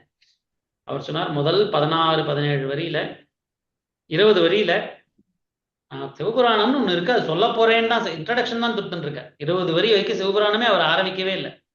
17-18 பாருங்க, சிவனவன் என் சிந்தையுள் நின்ற அதனால் அவன் அருளாலே அவன் தாழ் வணங்கி சிந்தை மகிழ சிவபுராணம் தன்னை முந்தை முனை முழுதும் ஓய உரைப்பன் யான். இனிமே என்ன சொல்ல போறேன் அப்படின்னு முதல் 20 வரி சங்கல்பம் பண்ற மாதிரி. ஒரு பூஜை பண்றோம் அப்படின்னாக்கா அந்த பூஜைக்கு முன்னாடி சங்கல்பம் பண்ற மாதிரி இதை நான் சொல்ல போறேன். ஏன் எதை பத்தி சொல்ல போறேன், அந்த எதை பத்தி அப்படி இந்த சொல்லிய பாட்டின் பொருள் எது அப்படிங்கிறது எப்படிப்பட்ட பொருள்ங்கிறத தான் சொல்லிட்டு இருக்க. இந்த குழந்தைக்கு பலாப்பழத்தை சொல்றதுக்கு இந்த வீட்டில் இருக்கிற கொய்யாப்பழத்தை காண்பிச்சு இதோட எப்படி இருக்கும் அப்படி இருக்குன்னு சொன்னேன் இல்லையா, அது போல இந்த பலாப்பழம் போல இருக்கக்கூடிய அந்த சிவத்தை பத்தின தத்துவத்தை உங்களுக்கு சொல்ல போறேன் சிவபுராணத்துல அப்படின்னு அதை பத்தி அதோடைய கேரக்டர்ஸை பேசிக்கா சொல்றார். அந்த பொருளானது எப்படி ஏகன் அநேகனா இருக்கக்கூடியது, வேகம் கெடுத்து ஆளக்கூடியது, பிறப்பருக்கும் பிஞ்சகனா இருக்கக்கூடியது, புறத்தாருக்கு செய்யனார். நீ வெளியில நீ அதை பத்தியே கவனம் இல்லாதப்ப அது தூரத்துல இருந்து உன்னை கவனிச்சுட்டே இருந்தது. அதை பத்தி கொஞ்சம் அதை பார்க்கணும்னு தோன்றப்ப உன்னை கரம் குவிய வச்சுது. மேல மேல நீ சரணாகதி அடைய அடைய அடைய அடைய உன்னுடைய நான் கலக்க கலக்க கலக்க உன்னை மேல் மேல ஓங்கி வைக்கக்கூடிய பொருள். நம்ம சொல்லிய பாட்டின் பொருள், எந்த பாட்டை நம்ம சொல்லி விவரிக்கிறோமோ அது அந்த பொருளானது இப்படிலாம் இருக்கு. அப்படிப்பட்ட அந்த ஈசன் அடி போற்றி. எந்தைனா என்னோட தந்தை, நமக்கெல்லாம் தந்தையா மூலப்பொருளா இருக்கக்கூடியது தேசன் அடி போற்றி. தேசன்னா பிரகாசமா இருக்கக்கூடியது. அறிவு பொருள்னு பேர். அறிவு பொருள்னா ஒரு விஷயத்தை அறியக்கூடிய தன்மை, அறிவு. அதுதான் அந்த தேசன், அது பிரகாசம்ங்கிறது அதை பொறுத்தது. அப்புறம் அதை பத்தி சொல்றேன். தேசன் அடி போற்றி, சிவன் சேவடி போற்றி. அந்த பொருளானது எங்க நிற்கும், நேயத்தே நிற்கும். நம்ம கோயில் எல்லாம் அன்பே சிவம் அப்படின்னு போட்டிருக்குனாக்க இங்கதான் இந்த இறைப்பொருள் எந்த பொருளும் நம்ம தேடுறோமோ அந்த பொருள் அறம்படி வாழ்ந்தா, அன்பு மேலிட வாழ்ந்தால்தான் இந்த விஷயமே நமக்கு புரியும். மனசுல அன்பு இல்லாம மனசுல வஞ்சங்கள்லாம் இருந்துட்டு ஒரு தீய எண்ணங்களை வச்சுட்டாக்க அந்த இறைவன் அப்படிங்கிற அந்த எண்ணமானது, இறைவன்கிற அந்த ஜோதியானது நம்ம பக்கத்திலேயே வராது. நேயத்தே நின்ற நிமலன். நேயம்னாக்க அந்த அன்பு முத்தி போய் அந்த அருள் நிலையில இருக்கக்கூடியது நேயம். அந்த கிரேஸ் அப்படின்னு சொல்றோமே, அந்த கிரேஸ் ஸ்டேஜ்ல இருந்தால்தான் நம்ம சிலவும் ஒரு பெரிய வயசான ஒரு பெரியவராக இருப்பார், பல வருடங்கள் வாழ்ந்திருப்பார், அப்படியே குழந்தை போல அப்படியே சிவமா அப்படியே ஒரு பழுத்த நிலையில இருக்கான்னு சொல்றோம் இல்லையா, அந்த பழுத்த நிலையில இருக்கக்கூடிய அந்த கிரேஸோட இருக்கக்கூடிய நிலையில தான் இந்த இறைத்தன்மைனா என்னங்கிறது புரியும். இந்த உலகத்துல வேற மற்றபடி தீய எண்ணங்கள், கோபம், பொறாமை, மதம், ஆச்சரியம் இதெல்லாம் வச்சுருந்தாக்க அந்த பரபரப்புனால அது நம்ம மனசுல முன்னாடி சொன்னாலே வேகம் கெடுத்தாண்ட வேந்தன்னு மனசுல அலைகள் பல உண்டாகிட்டே இருந்ததுனாக்க மனசு அமைதியா இருக்க நிலையில தான் அந்த உள்ள இருக்கிற அந்த பொருளை பார்க்க முடியும். அந்த உள்ள இருக்கிற பொருளை இந்த மற்ற தீய விஷயங்கள், அதை பத்தின எண்ணங்கள், அந்த பற்று இற்றெல்லாம் போறப்ப அந்த அலை இருந்துட்டே இருந்ததுன்னா எது மாதிரினாக்க ஒரு குளம் இருக்கு.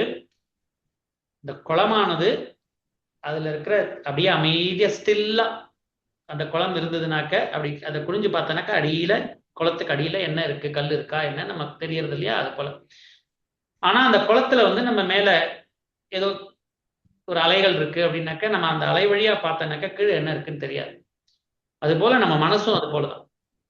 நம்ம மனசானது எந்த விதமான அதிர்வும் இல்லாமல், அலைகள்லாம் இல்லாம அப்படியே ஒரே ஸ்டில்லா இருக்கக்கூடிய நிலையில உள்ள இருக்கக்கூடிய இறைவன், இறைத்தன்மையை பத்தின அந்த புரிதல் கொஞ்சம் கொஞ்சமா நமக்கு அதிகமாகும். இந்த ஸ்டில்லா இல்லாம இருந்ததுன்னா, அதனாலதான் நம்ம பண்றப்ப தியானம் பண்றது, ஒரு மெடிடேஷன் பண்றோம் அப்படின்னாக்க நம்ம மனசை நம்ம ஸ்டில் பண்ணிக்க ட்ரை பண்றோம். அது கொஞ்சம் நம்ம அது முயற்சி தான். அப்படியே அது ஸ்டில் ஆகி அது அந்த ஸ்டில் கம்ப்ளீட்டா ஆனதுக்கு அப்புறம் அதான் வேகம் கெடுத்தாண்ட வேந்தன் அப்படின்னாக்க, இந்த மனசு போயிட்டு இருக்கக்கூடிய வேகத்தை குறைத்து அது பெரிய ஸ்டில்லான நிலைக்கு கொண்டு வந்து அதுக்கப்புறம் உள்நோக்கிறப்பதான் நமக்கு அந்த சிந்தையில இறைவன் இறைத்தன்மைன்னு ஒண்ணு இருக்குங்கிறது அப்ப புரியுமா. அது வரைக்கும் அந்த நேயத்தே நின்ற நிமலன் தெரியாது. அந்த அந்த அது வரைக்கும் அந்த மனசோட அலை இருந்துட்டே இருக்குங்கிறதுனால நமக்குள்ளேயே இருக்கக்கூடிய இறைத்தன்மையானது வெளியில தெரியாது. அதனாலதான் நேயத்தே நின்ற நிமலன் அடி போற்றி. அந்த அன்பே சிவமா இருக்கக்கூடிய நிலையில தான் இந்த இறைவன் புரியும். அதனாலதான் கோயில்ல எல்லாம் அன்பே சிவம் அப்படின்னா முதல்ல எங்க ஆரம்பிக்கணும் அப்படின்னா, சக உயிர்கள்ட்ட நீ அன்பா இருக்க கத்துக்கோ, வீட்டுல முதல்ல எல்லாத்தையும் அன்பா இருக்க கத்துக்கோ அப்படின்னு நமக்கு சொல்லித்தரான். நீங்க அது கூட நான் முன்னாடி சொல்லியிருப்பேன், நமக்கு முன்னாடி இந்த குரூப்ல சொல்லியிருப்பேன். இந்த அன்பு பழகணும் அப்படிங்கிறதுக்காக நம்ம வாழ்க்கை முறையே அதுக்கு தகுந்த மாதிரி அமைச்சு ரொம்ப அழகா இந்த உயிரானது பக்குவப்பட்டு இறைவன் தேடி போகணும். ஆனா இறைவன் தேடுறதுக்கு அன்பு நேயம் முக்கியம். அதனால முதல்ல பழகணுங்கிறதுக்காக ஒரு தனி மனித வாழ்க்கை சொல்லியிருப்பேன். தனி மனித வாழ்க்கைய நம்ம நம்ம நம்ம நம்ம இதுல வந்து நம்ம என்ன சொல்றோம், தனி மனித குழந்தையா இருக்கோம். குழந்தையா இருந்ததுக்கு அப்புறம் ஒரு பிரம்மச்சாரி ஸ்டேஜ்ல வந்து ஸ்கூல்ல போய் படிக்கிறோம், பிரம்மச்சாரிங்கிறோம். அதுக்கப்புறம் ஒரு கல்யாணம் பண்ணிக்கிறோம். கல்யாணம் பண்ணிட்டு அதுக்கப்புறம் அந்த ஒரு 8 நிலை சொன்னோம் இல்லையா, பிரம்மச்சாரியம், வானப்பிரஸ்தம் அப்படின்னு ஒரு அந்த நிலைகள் சொல்றோம் இல்லையா, அதெல்லாம் ஒவ்வொரு ஸ்டேஜும் அடுத்தடுத்த நிலைக்கு கூட்டின்னு போறது.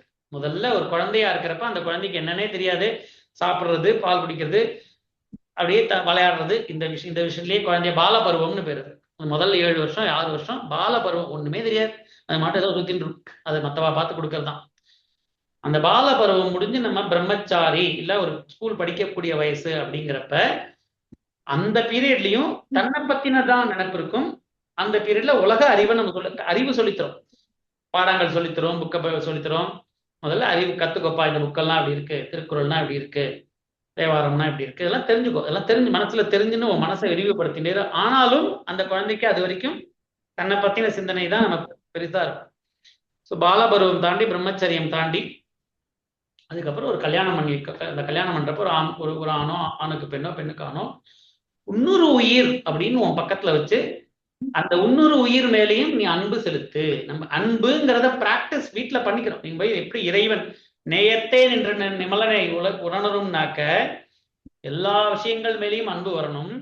அதுக்கு எங்க ஆரம்பிக்கணும், ஃபர்ஸ்ட் நீ முதல்ல ஒரு உயிர்ல நீ அன்பு வைப்பா அப்படின்னு சொல்லிட்டு நம்மள கல்யாணம்னு சொல்லி சேர்ந்து ஒரு நமக்கு ஆணோ பெண்ணோ நமக்கு சேர்த்து விடுறோம். அப்ப முதல்ல ஒரு கொஞ்சம் வருஷம் அந்த ஒரு உயிரோட நீ பழகு, முதல்ல அந்த ஒரு உயிர் மேல நீ அன்பு காட்டு அப்படின்றோம். அப்புறம் அந்த ஒரு உயிருக்கு குழந்தைகள் வரப்ப உன்னுடைய குழந்தைகள் மேல அன்பு காட்டு, உன்னுடைய மனைவி, உன்னுடைய கணவன், உன்னுடைய குழந்தைகள், ஒரு உயிர்ல ஆரம்பிச்சு 2 உயிர் 3 உயிர்னு எக்ஸ்டெண்ட் பண்றோம். அப்புறம் அந்த குழந்தைகள் வளர்ந்து அந்த குழந்தைங்களுக்கு கல்யாணம் பண்ணி வைக்கிறோம். நமக்கு பிறக்கக்கூடிய குழந்தைகளுக்கு கல்யாணம் பண்ணி வைக்கிறப்ப அப்ப உங்க வீட்டிலேயே பிறந்த குழந்தைகள் மட்டும் அன்பு மட்டும் காட்டாத, வெளியில இருந்து இன்னொரு வீட்டுல இருந்து வந்திருக்கு பாத்தியா, அந்த குழந்தை மேலேயே அன்பு காட்டுன்னு அடுத்த ஸ்டேஜ். அது அப்ப நமக்கு ஒரு 40-50 வயசு ஆகி நம்ம குழந்தைகளுக்கு கல்யாணம் பண்ணி வைக்கிறப்ப அன்புங்கிறது முதல்ல உன்னை பத்தின இருந்த சிந்தனையில இருந்து முதல்ல ஒரு உயிர்ல ஆரம்பிச்சது. இந்த ஒரு உயிர்ல இருந்து உன்னுடைய மத்த 1-2 உன்னுடைய குழந்தைகளுக்கு ஆரம்பிச்சது. அதுக்கு அடுத்தது எங்க இருந்து பக்கத்து நம்ம உன்னுடைய பையனுக்கு ஒரு பொண்ணு கல்யாணம் பண்ணி வச்சாலோ இல்ல உன் பொண்ணுக்கு ஒரு பையன் கல்யாணம் பண்ணி வச்சாலோ அந்த குழந்தையும் யார் வீட்டுல வளர்ந்துருந்தாலும் அதுவும் குழந்தைதான், அதுவும் ஒரு உயிர் தான், அதன் மேலேயே அன்பு செலுத்த கத்துக்கோன்னு நம்ம சொல்றோம். அது அடுத்த நிலை. அது அடுத்த நிலையை முடிச்சதுக்கு அப்புறம் அதுல நம்ம அந்த குழந்தைகள்ட்ட அந்த பொறுப்பை கொடுத்துட்டு வீட்டுல நம்ம கொஞ்சம் கொஞ்சம் பொறுப்பெல்லாம் கொடுத்துட்டு தள்ளி பெரியவாளா உட்காந்துட்டு இருப்போம். அப்பயும் என்ன சொல்றோம், என் குடும்பம் என்னுடைய குழந்தைகள்னு மட்டும் இல்லாம என்னுடைய தெரு, குடும்ப, நம்ம ஊர்ல இருக்கிற அனைத்து எல்லா குழந்தைகளுக்கு மேலேயும் இந்த பொறுப்பெல்லாம் தள்ளி அனைத்து குழந்தைகள் அனைத்து உயிர்கள் மேலேயும் ஒரே மாதிரி அன்பு காட்டக்கூடியதை பழகிக்கோ அப்படின்றோம். இதெல்லாம் பழகிட்டு கடைசியா சந்நியாசம் அப்படின்னு சொல்லிட்டு இதெல்லாம் விட்டுட்டு எதுவுமே வேண்டாம் அப்படின்னு இதுல தள்ளி போறதுன்னு அது கடைசி நிலை. தள்ளி போறதுங்கிறது கடைசி நிலை. அது வரைக்கும் என்ன அது வரைக்கும் என்ன பழகுனா இந்த நேயம் அப்படிங்கிறத பழகு. ஒரு உயிர்ல ஆரம்பி, உன் குழந்தை உங்க குடும்பம் ஆரம்பி, அடுத்தது அதே அந்த நேயத்தை கொஞ்சம் கொஞ்சமா அந்த நேயத்தோட வலைய பெருசு பெருசா அடுத்தி அனைத்து உயிர்களும் ஒண்ணுதான். ஒரு குழந்தை வந்து ஒரு பாயிண்ட்ல நமக்கே தோணும், எல்லா குழந்தைகளும் ஒண்ணுதானேப்பா, எந்த குழந்தையா இருந்தா என்ன, நம்ம குழந்தை கடிப்பட்டாலும் பக்கத்து வீட்டு குழந்தை கடிப்பட்டாலும் அந்த குழந்தை தானே அப்படிங்கிற நமக்கு ஒரு எண்ணம் வரும் இல்லையா? அந்த அந்த அந்த உயிர் பக்குவம் அது இந்த இறைவனை புரிவதற்கான முக்கியமான படிநிலைகள் அதெல்லாம். அதனாலதான் நம்ம நேயத்தை அன்பே சிவம் அப்படின்னு கோயில்ல போட்டிருக்கு, அங்கங்க நம்ம போட்டிருக்கு. அப்படின்னாக்க சிவத்தை உணரணும்னாக்க நீ அன்புல ஆரம்பிச்சு அந்த அன்பு கொஞ்சம் கொஞ்சமா முத்தி முத்தி முத்தி முத்தி அன்பு அருளாகி, இப்படி வள்ளலார் வாடிய பயிரை கண்ட போதெல்லாம் வாடினேன்னு ஒரு பயிர் வாட்டத்தை பார்த்து தான் வாடினார். அப்படின்னாக்கா அந்த பயிரோடையும் நானும் ஒரே உயிர் தான்ங்கிறத அந்த லெவலுக்கு அந்த அன்பானது அருளா முற்றி, அதுதான் அந்த அருள் முத்தின நிலைக்கு பேர் தான் நேயம். நேயத்தேன் என்ற நிமலன் அப்படின்னு சொல்றோமே, அந்த அன்பு முத்தி அருளாய் அனைத்து உலகத்துல இருக்கிற அனைத்து விஷயம் மேலேயும் அப்படி எல்லாமே நம்ம ஒண்ணுதான் அப்படிங்கிற ஒரு நிலையில வாழறப்ப யார்கிட்ட கோச்சுக்க முடியும், யார்கிட்ட வஞ்சகம் வச்சுக்க முடியும்? ஒருத்தட்ட கோச்சுக்கணும் அப்படின்னாக்க நீ வேற நான் வேறேங்கிற எண்ணம் இருந்தா தான் அந்த கோபமே வரும். அந்த கோபம்லாம் குறைஞ்சு போய் எல்லாமே ஒண்ணுதாங்கிற அந்த நிலை வரப்ப அந்த நேயத்தே நின்ற நிமலனை பார்ப்பதற்கு நம்ம கொஞ்சம் கொஞ்சம் ரெடி ஆயிட்டோம். நேயத்தே நின்ற நிமலனை பார்க்க போனா அந்த ஸ்டேஜ் வந்ததுனாதான் மாயப்பிறப்பருக்கும். அடுத்த வரியில சொல்றார், மாயப்பிறப்பருக்கும் மன்னனடி போற்றி. இந்த நேயம் வளர்த்துக்கணும். இந்த நேயம் இந்த வளர்த்ததுக்கு அப்புறம் தான் இறைவனை பார்க்க முடியும். அந்த நிலைக்கு குறிந்து பருத்து அந்த நிலைக்கு வரப்ப மாயப்பிறப்பருக்கும் அப்படின்னு இந்த 16 வரி சிவபுராணத்தை பத்தி சொல்ல போறேன்னு சொல்லக்கூடிய முதல் 20 வரியிலேயே ரொம்ப அழகா சீக்வன்ஸா அடுத்தடுத்து வரும். நேயத்தேன் என்ற நிமலனடி போற்றி, மாயப்பிறப்பருக்கும் மன்னனடி போற்றி, சீரார் பெருந்துரை தேவனடி போற்றி, ஆறாத இன்பம் அருளும் மலை போற்றி. இந்த சீரார் பெருந்துரைங்கிறது திருப்பெருந்துரைன்னு சொல்லலாம், உலகத்தில் இருக்கிற அனைத்து கோயில்களும் சொல்லலாம், இல்லை நமக்குள்ளே இருக்கிற இறைவன் சொல்லலாம். அப்படி இந்த இறைவனை தேட ஆரம்பிச்சு சீரார் பெருந்துரை தேவன் அந்த இறைவனை பத்தி ஆரம்பிக்கிறோம். அது எங்க போய் அது அந்த ஜேர்னியோட ஆரம்பம், ஒரு பயணத்தோடைய ஆரம்பம் தான் இந்த கோயில்ல போய் சுவாமியை பார்க்கறதோ இல்ல நம்ம கண்ண மூடி நமக்குள்ளாரி இறைவனை தேடுறது, இதெல்லாம் ஜேர்னியோட ஆரம்பம். அந்த ஜேர்னியோட பயணத்தோடைய முடிவு எப்படி இருக்கும்? ஆறாத இன்பம் அருளும் மலை போற்றி. எங்கேருந்து வேணா இந்த பல பல கோயில்களுக்கெல்லாம் போயிட்டே இருக்கணும்னு அவசியம் இல்லை. ஒரு கோயில்லையும் இருக்கலாம், நமக்குள்ளேயே இறைவனை பார்க்கலாம். ஆனா அந்த பயணத்தோட முடிவுல அது ஆறாத இன்பமா மாறி ஆறாத இன்பம் அருளும் மலை போற்றி. அப்படிப்பட்ட அந்த சிவன் அந்த சிவம் சொல்லக்கூடிய அந்த தத்துவமானது என் சிந்தனையில் நின்ற அதனால் அவன் அருளாலே அவன் தாழ்வனை. இந்த சிவம் அப்படிங்கிறது நம்ம நேயத்தை நம்ம எந்த நிலையில இருந்தாலும் நம்ம கூடவே இருக்கக்கூடியது, நமக்கு புரிஞ்சாலும் புரியாட்டி நம்ம கூடவே இருந்துட்டே இருக்கக்கூடியது. அந்த சிவத்தை அவன் அருளாலே சிவன் அவன் என் சிந்தையுள் நின்ற அதனால் அப்படின்னாக்க அது நம்ம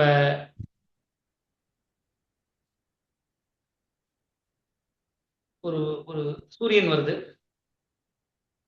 வருது, நான் கண்ணை மூடின்னு இருந்தேன் அப்படின்னாக்க சூரியன் வந்தாலும் நான் கண்ணை திறக்காட்டி நான் அந்த சூரியனை ஒளியை பார்க்க முடியாது.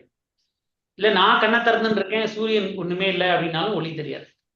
சூரியனும் வந்து நானும் கண்ணை திறந்து பார்த்தா ஆக அந்த சூரியன் மூலமா என் கண்ணும் திறந்து அந்த ஒளி அப்படிங்கிற அனுபவத்தை நான் பெறலாம். அது போல அதே மாதிரிதான் ஒருத்தர் பாட்டு பாடுறார், நானும் காதை திறந்து வச்சுட்டு கேட்டுட்டு இருக்கேன், அவரும் பாடுறார். அந்த ரெண்டு நானும் தயாரா இருக்கேன், அவரும் தன்னு பாடிட்டு இருக்கார். அப்ப அந்த இசைங்கிற ஒரு அனுபவத்தை நம்ம பெறணும். அது போல நமக்குள்ளேயே இறைவனை அடையணும் அப்படிங்கிற அந்த உந்துதல் நமக்கு இருந்துட்டே இருக்கும். சிவனவன் என் சிந்தையுள் நின்ற அதனால் அது இந்த உந்துதல் இருந்துட்டே இருக்கு. அது எப்ப அது ஆக்டிவேட் ஆகுது, நமக்கு அது அந்த ஒரு பக்குவ நிலை வந்து அந்த இறைவனை அது வரைக்கும் இறைவன் நம்ம பக்கத்திலேயே வெளியிலேயே இருந்துட்டே இருக்கு, நம்ம பக்கத்திலேயே இருந்துட்டு இருக்கு. இறை பொருளானது இந்த சொல்லிய பாட்டுன்னு பொருள், எதை பத்தி சொல்றோமோ அந்த சிவமானது நம்மளை சுத்தி நம்ம எல்லா இடமும் சூழ்ந்து அப்படியே இருந்துட்டு இருக்கு. அனைத்து இடமும் சூழ்ந்து எல்லா இடத்தையும் இருக்கு. எல்லா இடத்துலயும் இறைந்து இருக்கிறதுனாலதான் இறைவன் பேர். இறைவன்கிற தமிழ் வார்த்தைக்கு அர்த்தமே எந்த பொருள் எல்லா இடத்துலயும் இறைஞ்சு இருக்கு அப்படின்னா எல்லாம் நிரம்பி இருக்குன்னு அர்த்தம். இறைவன் அப்படின்னா எல்லா இடத்துலயும் நிரம்பி இருக்கிறவர் இறை அப்படின்னு. அதே மாதிரி கடவுள்ங்கிற வார்த்தைக்கு அர்த்தம் சொல்லியிருப்பேன். எல்லா பொருளையும் கடந்து இருக்கக்கூடியது, எல்லா பொருளின் உள்ளிலும் இருக்குது. கடந்தும் இருக்கு, உள்ளிலும் இருக்குங்கிறது கட கூட்டல் உள் கடவுள். கடந்தும் இருக்கு, அதன் உள்ளிலும் இருக்கு அப்படிங்கிறதுனால கடவுள். அதனால அந்த இறைவனானது சிவனவன் என் சிந்தையுள் நின்ற அதனால் அந்த சின்ன குழந்தையா பிறந்த எண்ணிலேருந்தே என் கூடவே அந்த சிவம் இருந்துட்டேதான் இருக்கு. நம்ம கவனிக்கல, நம்ம மாட்டு வித்தியா இருந்தோம், ஸ்கூலுக்கு போயிட்டு இருந்தோம், காலேஜுக்கு போயிட்டு இருந்தோம், அதோட வேலையில நம்ம இருந்தோம். நம்ம அதை பத்தி அதை கவனிக்க அது இருக்குங்கிறது நமக்கு தெரியறது. அதனால அந்த கூடவே இருந்த அந்த சிவமானது அவன் அருளாலே அவன் தாள் அணங்க வச்சு நமக்கு சிந்தை விழ நான் இந்த நேரத்தில் சிவபுராணத்தை பத்தி இதை சொல்றேன். முந்தை வினை முழுதும் போய உரை பஞ்ஞானாக இந்த முதல் 20 வரியில மாணிக்க வாசகர் சொல்லிய பாட்டின் பொருள், அந்த இறை பொருளை பத்தி சொல்ல போறோம். சிவம் அப்படிங்கிற புராணம்னு பழையது. சிவம்ங்கிற தத்துவமானது எப்படி எல்லாத்துக்கும் முந்தி வந்தின தத்துவம். அந்த சிவம்ங்கிற தத்துவம் சிவன்னு சொல்லல, சிவம்னு சொல்ற. சிவம்ங்கிற தத்துவமானது இதைத்தான் நம்ம வேதத்துல பிரம்மம் அப்படிங்கிறோம். வேதத்துல சொல்ற பிரம்மம், இங்க நம்ம சிவபுராணத்துல சொல்ற சிவம் எல்லாம் ஒண்ணுதான். வேதத்துல பிரம்மைவ சத்தியம் அப்படிங்கிறோம். பிரம்மைவ சத்தியம்னா பிரம்மம் மட்டுமே சத்தியம். சத்தியம்னா பர்மனண்டா உண்மையா இருக்கக்கூடியது, பாக்கி எல்லாம் மாயைக்கு உட்பட்டது. பிரம்மைவ சத்தியம் அப்படிங்கிறோமே, அதேதான் இங்க சிவம் வேற பிரம்மம் வேற, இது இவங்க தனி ரிலிஜன் அவங்க தனி ரிலிஜன் அப்படின்லாம் நம்ம தப்பா நம்மளை குழப்பிக்க வேண்டிய அவசியமே இல்லை. எல்லாம் ஒண்ணு, எல்லாமே வேதாந்தம். நம்ம சைவமா இருக்கட்டும், வைணவமா இருக்கட்டும், கௌமாரமா இருக்கட்டும், சாக்தமா இருக்கட்டும், கானாபத்தியமா இருக்கட்டும், எல்லாமே சித்தாந்தம். அந்த வேதாந்தங்கள் எல்லாம் அப்படியே வேதத்திலிருந்து வர வேதாந்தங்கள், அந்த உபனிஷத்துகள் அது சொல்லக்கூடிய கருத்தெல்லாம் ஒண்ணுதான். அதற்கு கொடுக்கிற பேர் மட்டும்தான் வேறுபடும். வேதத்துல பிரம்மம்னு சொல்லியிருக்கோம், சைவத்துல அதை சிவம்னு சொல்லுவோம், கௌமாரத்துல முருகன்னு சொல்லுவோம். முருகன் வேற சிவன் வேற அப்படின்னு நம்ம நினைச்சாலே அதுவே நம்மளோட அஞ்ஞானம். புராணமா பாக்குறப்ப இது அப்பா பிள்ளைன்னு கதையா சொல்லிக்கலாம், அது புராணம். அது உருவத்துல வரப்ப நம்ம கதை சொல்லிக்கிறோம். ஆனா அந்த அருவமா பார்க்கக்கூடிய அந்த நிலையானது ஒரு இறைவன், அதுக்கு அந்த இப்படி ஒரு உருவம் கொடுத்து நம்ம முருகன்னு சொல்றோம், அதே சிவம்னு சொல்றோம். அப்படி அந்த இறைவனானதன் இந்த முதல் 20 வரியில நமச்சிவாய வாழ்கன்னு ஆரம்பிச்சு மந்திர நிலையில இருக்கக்கூடிய உருவற்ற நிலையில இருக்கக்கூடிய அந்த சிவத்தை நமக்கெல்லாம் புரிய வைக்கணும். எப்படி பலாப்பழத்தை பார்க்காதவனுக்கு கொய்யா பழத்தை வச்சு அந்த கலர்ல இருக்கும் இப்படி கொஞ்சம் அதோட தன்மைகளை சொல்லி நமக்கு புரிய வைக்கிற போல,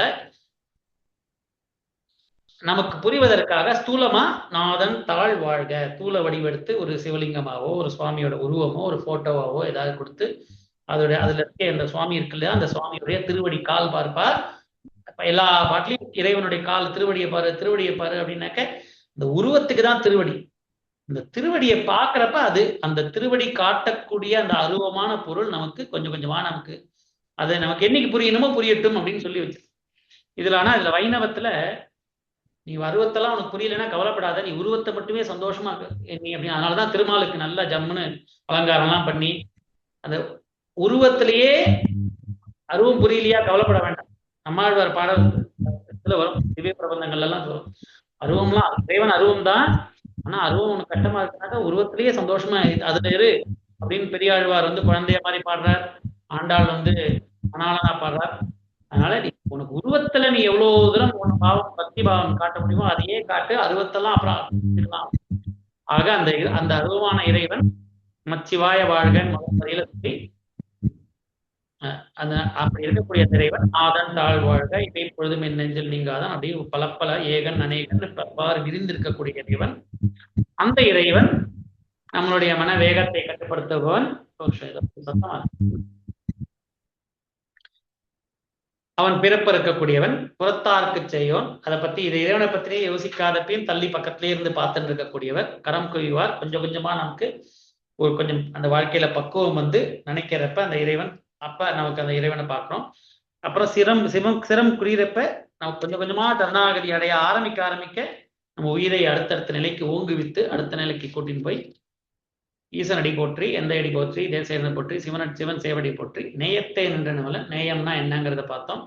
அந்த அன்பே அருளாய், அந்த கிரேஸ், அந்த அன்பே அருளாய் அனைத்து உயிர்கள் மேலேயும் ஒரே பாவமா பார்க்கக்கூடிய அந்த தன்மையை வளர்த்துக்கிற அந்த நேய நிலையில தான் இறைவனை பார்க்க முடியும். நேயத்தை நின்ற நிமலன் அந்த நிலைக்கு வந்தாச்சுன்னா மாய பிறப்பருக்கும் மன்னனடி போற்றி, சீரார் பெருந்துரை நம் தேவனடி போற்றி, ஆறாத இன்பம் நிலையாக அந்த சிவனவன் என் சிந்தையுள் நின்றாதனால் எப்பயுமே நம்ம கூடவே இங்கேயே இருந்துட்டே தான் இருக்கார். அவர் இருந்து எப்படி ஒரு கண்ணுன்னு நான் பார்க்கணும், கண்ணு இருக்குன்னு ஒரு உந்துதல் இருக்கு. சூரியன் வந்தது அப்படின்னாக்க கண்ணை திறந்து டக்குன்னு பார்க்குறப்போ இறைவனை அடையணுங்கிற உந்துதல் அந்த அந்த எல்லா உயிர்களுக்கும் உள்ள அந்த அந்த சிவங்கிற எண்ணம் இருந்துட்டே இருக்கும். கரெக்டான நேரத்தில் அது வெளிப்படும். அப்ப அந்த சூரியனை தேட ஆரம்பிக்கும். தேடி அந்த அந்த சூரியனோட சேர்ந்து அந்த பார்த்து அந்த ஒளிங்கிற அனுபவத்தை பெறுவது போல அந்த அனுபவத்தை பெறுவதற்கு தான் அனைத்து உயிர்களும் போயிட்டு இருக்கு. ரமண மகர்ஷி சொல்றா போல, மழை கடல்லேருந்து வர தண்ணியானது மேகமாகி அங்கேயும் இங்கேயும் வேணா சுத்தின்னு இருக்கலாம். கடைசியா திரும்பி திரும்பி திரும்பி அது கடலை பார்த்து தான் ஓடும். அந்த தண்ணியானது எங்க விட்டாலும் டைம் வேணா எடுக்கலாம். அப்படியே மலையில சுத்தி வரும், அங்கேருந்து ஒரு ரிவர்ல போவோம், அங்கேருந்து ஒரு லேக்ல போய் விழுவோம், அங்கேருந்து இப்படி போய் கடைசியா பார்த்தா கடலுக்கு தான். எங்க போய் விட்டாலும் திரும்பி திரும்பி கடல்லையே வந்துதான் நிற்கும். அதை நீ ஒன்றும் பண்ண முடியாது, திரும்பி திரும்பி கடலுக்கு தான் போகும். அது போல இந்த உயிர்களானது இறைவன் காலடியில தான் போயிட்டு இருக்கும். அதுதான் சொல்றாரு, மெய்யே உன் பொன்னடிகள் கண்டு இன்று வீடு உற்றேன் அப்படின்னு சொல்லுவார். வீடு அப்படின்னா என்ன? நம்ம என்ன பண்ண வீட்டுல இருக்கோம், வெளியில போயிட்டு வரோம் அப்படின்னாக்க தினைக்கும் காத்தால வீட்டுல எல்லாம் ரெடி பண்ணிக்கிறோம், வெளியில போறோம், திரும்பி சாயங்காலம் வீட்டுக்கு வந்துடும். நம்மளுடைய ஹோம் பேஸ், நம்ம இருக்கக்கூடிய இடம் தான் வீடு. அப்பப்ப வேணா வெளியில போகலாம், வெளியில போயிட்டு டபக்கு நம்ம வீட்டுக்கு வந்து. அந்த வீடுங்கிற வார்த்தைக்கு என்ன அர்த்தம்னாக்க நம்மளோட இயல்பான நிலை எதுவோ, நம்ம எங்க நம்மளுடைய பர்மனன்ட் லொகேஷன் எதுவோ அதான் வீடு. அது வெளியில போயிட்டு நம்ம டெம்பரரியா போவோம், வந்துடுவோம். அதனாலதான் மெய்யே உன் பொன்னடிகள் கண்டு இன்று வீடு உற்றேன் அப்படின்னா என்ன அர்த்தம்னா, கொஞ்ச நாள் இப்படி வெளியில போயிருந்தோம், நம்ம இந்த உலகத்துக்கு வந்திருக்கோம், கொஞ்ச நாள் இந்த உலகத்துல வாழ்ந்துட்டு இருக்கோம், பக்குவப்பட்டு இருக்கோம். நம்மளுடைய வீடு எது? செல்வர் சிவபுரத்தின் உள்ளார் சிவன் அடி கீழ் அப்படின்னு சொல்லியிருக்காரு இல்லையா? அந்த சிவன் அடி கீழ் அந்த அப்படியே நினைச்சு பாருங்க, ஒரு ஆலமரத்தடியில சிவபெருமான் உட்காந்துட்டு அப்படி யோக நிலையில தட்சிணாமூர்த்தி போல எல்லாருக்கும் சொல்லி கொடுத்துட்டு இருக்கார். அப்படியே சுத்தி இவர் அந்த 4 சனகாதி முனிவர்கள்லாம் உட்கார்ந்து இருக்கிற போல அப்படின்னு நினைச்சு பாருங்க. எல்லாரும் சுத்தி இவரை உட்கார்ந்துட்டு உயிர்கள்லாம் சிவனுக்கு அடியில் அப்படி உட்கார்ந்துட்டு இருக்க மாதிரி செல்வர் சிவபுரத்தின் உள்ளார் சிவன் அடி கீழ், அந்த நிலை தான் நம்மளுடைய வீடு, பர்மனன்ட் ஹோம் பேஸ் நம்மளோடது. அதான் அதுல இருந்து கொஞ்ச நாள் இப்படி வந்திருக்கும். எப்படி நம்ம கிளாஸ்ல உட்காந்துட்டு அவர் கீழே உட்காந்துட்டு இருக்கோம், நமக்கு கொஞ்சம் பக்குவம் இல்லை அப்படின்னு சொல்லிட்டு சரி தம்பி கொஞ்சம் ஓரமா போயிட்டு அதெல்லாம் அனுபவிச்சுட்டு திரும்பி வா அப்படின்னு நம்மளை அனுப்பிச்சிருக்காரு. நம்ம அப்படி இங்க உலகத்துக்கு வந்திருக்கோம், இந்த உலக வாழ்க்கையை வாழ்ந்துட்டு திரும்பி நம்ம வீட்டுக்கு போயிடும். அப்படியே நம்ம அங்க அதனால இந்த உலக வாழ்க்கையில வாழறதுங்கிறது டெம்பரரி. நம்மளுடைய பர்மனண்டான லொகேஷன் இது. மெய்யே உன் பொன்னடிகள் கண்டு இன்று வீடு உற்றேன். அந்த பொன்னடிகள் கண்டு இருக்கக்கூடிய நிலை தான் நம்மளுடைய வீடு. அந்த வீடை சிவனவன் என் சிந்தையுள் என்ற அந்த நம்ம அப்படி டெம்பரரியா அங்க போயிருக்கிறப்ப நம்ம பக்கத்திலேயே சிவன் இருக்கார். எப்ப உனக்கு கரெக்டான நேரத்துல உனக்கு அந்த அந்த இறைவனை பத்தின எண்ணம் கொடுத்து நம்மளை திரும்பி வீடுக்கு வரத்துக்கு அந்த அவன் அருளாலே அவன் தாழ் வணங்க வைத்து அப்படி நம்ம அந்த முந்தைய வினையும் எழுதும் இதுக்காக நான் இந்த சிவபுராணத்தை சொல்ல போறேன் அப்படின்னு நம்ம இத்தனை நேரம் கடந்த ஒரு மணி நேரமா அந்த முதல் 20 நிமிஷத்தை தான் பார்த்திருக்கோம். அந்த சிவபுராணம்ங்கிறது சொல்ல போறேன்னு ஆரம்பிக்கிறார்.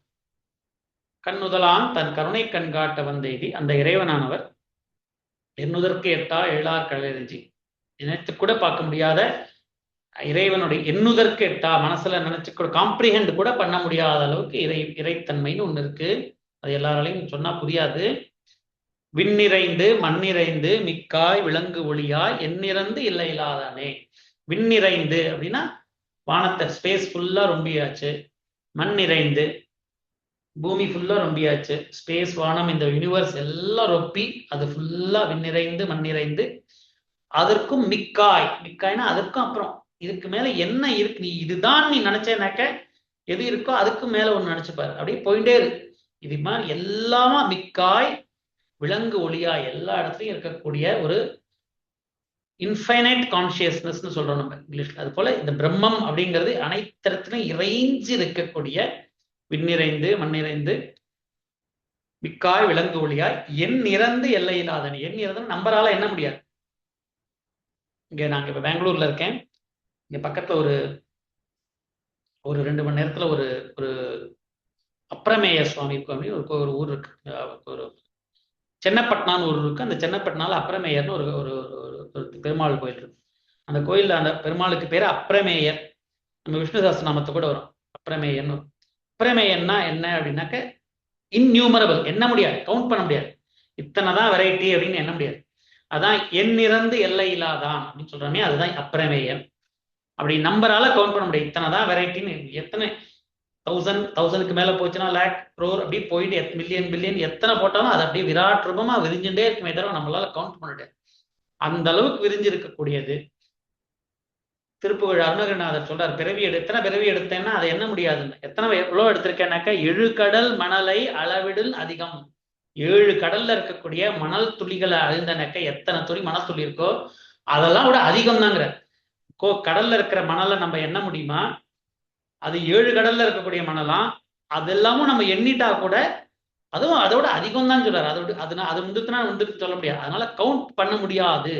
இன்நியூமரபிள் அப்படிங்கிறவங்க அதை எண்ணிறந்து எல்லை இல்லாதானே. அந்த அப்படி விண் நிறைந்து மண் நிறைந்து இப்படி எல்லா இடமுமா இறைஞ்சு நிற்கக்கூடிய அந்த இறைவனை நின் பெரும் சீர், உன்னுடைய பெருமையை எனக்கு சொல்ல தெரியாது. பொல்லாவினையேன் புகழுமாறு ஒன்றறியேன். ஆறுனாக்க வழி, என்ன வழியில உன்னை சொல்லணும் அப்படிங்கிறது எனக்கு தெரியாது. ஏன் தெரியாது? நான் முன்னாடி சொன்ன மாதிரி அந்த கிரவுண்ட்ல பெரிய கிரவுண்ட் இருக்கு. நடுவில் ஒரு கயிறு ஒரு குச்சி கட்டி அதுல அந்த மாடை கட்டி போட்டிருக்கு. அந்த மாடு கட்டி போட்டிருக்கிற கயிறு சுத்தி விட எவ்வளவு தூரம் வருமோ, ஒரு 4 அடிக்கு அந்த கயிறு இருக்குன்னா அந்த 4 அடிக்குள்ளாரதான் என்னால சுத்திட்டு இருக்க முடியும். அந்த கிரவுண்டுங்கிறது பெருசா இருக்கக்கூடிய இடம். அதை அந்த மாடால அதை ஃபுல்லா பார்க்க முடியாது. அது போல நமக்கு இருக்கிற அந்த எது கட்டி போட்டிருக்கு? நம்மளுடைய 5 புலன்கள் கட்டி போட்டிருக்கு. இவ்வளவுதான் இது காட்டும். கண்ணுங்கிறது இந்த ஒளியை காமிக்கும். மூக்குங்கிறது இந்த சுவை, ஒளி, ஊறு, ஓசை, நாற்றம், இந்த 5க்குள்ளார இருக்கிற விஷயங்களை மட்டும்தான் நம்மளுடைய ஞானேந்திரியங்கள் காண்பிக்கும். இதுக்குள்ளார ஏதாவது ஒரு விஷயம் இருந்தா நமக்கு புரியும். யாராவது ஒருத்தர் நம்மள்கிட்ட கொண்டு வந்து ஒரு பொருளை கொடுத்து இது என்ன கலர் பார்ப்பான்னா நம்மளால பார்க்க முடியும். நம்ம பார்த்தேன்னாக்கா ஓ இது இந்த கலர் இது என்ன நம்ம கண்ணால பார்க்க முடியும். நம்மளுடைய புலன்களுக்கு எட்டக்கூடிய விஷயங்கள் புரியும். ஒரு சின்னதா ஒரு பூவை கொண்டு வந்து கொடுத்து இது என்ன வாசனைன்னு சொல்லு, அது சொல்லக்கூட முடியாது. வாசனையா இருக்குன்னு நம்ம வேணா நினைச்சுக்கலாம், அதை வார்த்தையால சொல்ல முடியாது. அந்த அனுபவப்படும். அதனால இந்த புலன்களால எட்டக்கூடிய விஷயத்தை நம்ம புரிஞ்சுக்கலாம். இந்த புலன்களுக்கு எட்ட முடியாத விஷயத்தை பொல்லா வினையேன் புகழுமாறு ஒன்றறியேன். ஏன் புகழ என்னால உன்னை டிஸ்கிரைப் பண்ண முடியாது? ஏன்னா என்னுடைய கருவிகரணங்கள் இவ்வளவுதான் காண்பிக்கும். நீ எந்த பொருளை நான் புரிஞ்சுக்க ட்ரை பண்றேனோ அது என்னுடைய கருவிகரணங்களுக்கெல்லாம் அப்பாற்பட்டு விண்ணிறைந்து மண்ணிறைந்து மிக்காய் விலங்கு ஒளியாய் அப்படி நிற்கக்கூடிய அந்த இறைங்கிற அந்த பொருளை எனக்கு இருக்கிற இத்தினோண்டு இன்ஸ்ட்ருமெண்ட்ஸ் 4-5 கருவிகரணங்களை வச்சு அதை நான் எவ்வளவு தூரம் சொல்ல முடியும்? அதனால என்னால சொல்ல முடியல. பொல்லாவினேன் புகழுமாறு ஒன்றறியேன். நானும் இந்த உடம்பெடுத்து பல பிறவிகளா புல்லாகி பூடாய் புழுவாய் மரமாய் பல்பிறகு. இது சீக்வன்ஷியலா அப்படி வரிசையா பார்க்கக்கூடாது. முதல்ல புல்லா இருந்தது, இது கிடையாது. டார்வின் தியரி ஆஃப் எவல்யூஷன் மாதிரி முதல்ல அப்படி இந்த அமீபாவா இருந்தது, அடுத்தது வந்தது, அங்கேன்னு குரங்கு வந்தது, குரங்குல அப்படி அர்த்தம் பண்ணிக்கூடாது. இது நான் பல அந்த உயிரானது பல உடம்பெடுத்ததோ அப்படிங்கிறதுக்காக சொல்றது. புல்லாகி பூடாய், பூடுனா பூண்டுனா கிழங்கு. முதல்ல புல்னாக்க ஒரு செல், சிங்கிள் செல் ஆர்கானிசம், ஒரு செல்ல இருந்தது. அப்புறம் பூடாய், பூண்டு மாதிரி அடியில நிலத்துக்கு கீழே விளையிறது. புழுவாய் மரமாகி பல்விருகமாய் பரமமாய் பாம்பாய் கல்லாய் மனிதராய் பேயாய் கணங்களாய் அல்லசுராய் முனிவராய், இதெல்லாம் பல உருவங்கள் கொண்டு இந்த உயிரானது இந்த உடம்பெடுத்து பறந்து எதுக்கு பறக்கிறது? நம்ம முன்னாடி சிவபுரத்தின் கீழ் உள்ளார்னு சொன்னோம் இல்லையா? சிவபெருமான் உட்கார்ந்துட்டு கிளாஸ் எடுத்துட்டு இருக்கார், நம்ம எல்லாம் கீழே உட்கார்ந்துட்டு இருக்கோம். சிவபுரத்தின் உள்ளார் சிவனடி கீழ். அப்படி உட்கார்ந்துட்டு இருக்கிறப்ப நமக்கு சில பக்குவங்கள் இல்லை அப்படின்னு சொல்லிட்டு உனக்கு கொஞ்சம் அறியாமை இருக்குப்பா, உன் பக்குவத்தை தீர்த்துண்டுவான், நமக்கு உலகத்துல போய் நீ போய் அனுபவப்பட்டுவான் அனுப்புறப்ப என்ன பண்றார்? நீ அந்த உலகத்துக்கு போகணும் இல்லையா? அந்த உலகமானது 5 பூதங்களால் ஆனது. சுவை, ஒளி, ஊறு, ஓசை, நாற்றம், இங்கதான் அதுதான் அங்க இருக்கும். அதனால அந்த 5 பூதங்களை நீ புரிஞ்சுக்கணும்னாக்க உனக்கு 5 புலன்கள் தேவைன்னு சொல்லிட்டு நம்ம உடம்பு கொடுத்து, அதான் இந்த பின்னாடி சொல்றார்.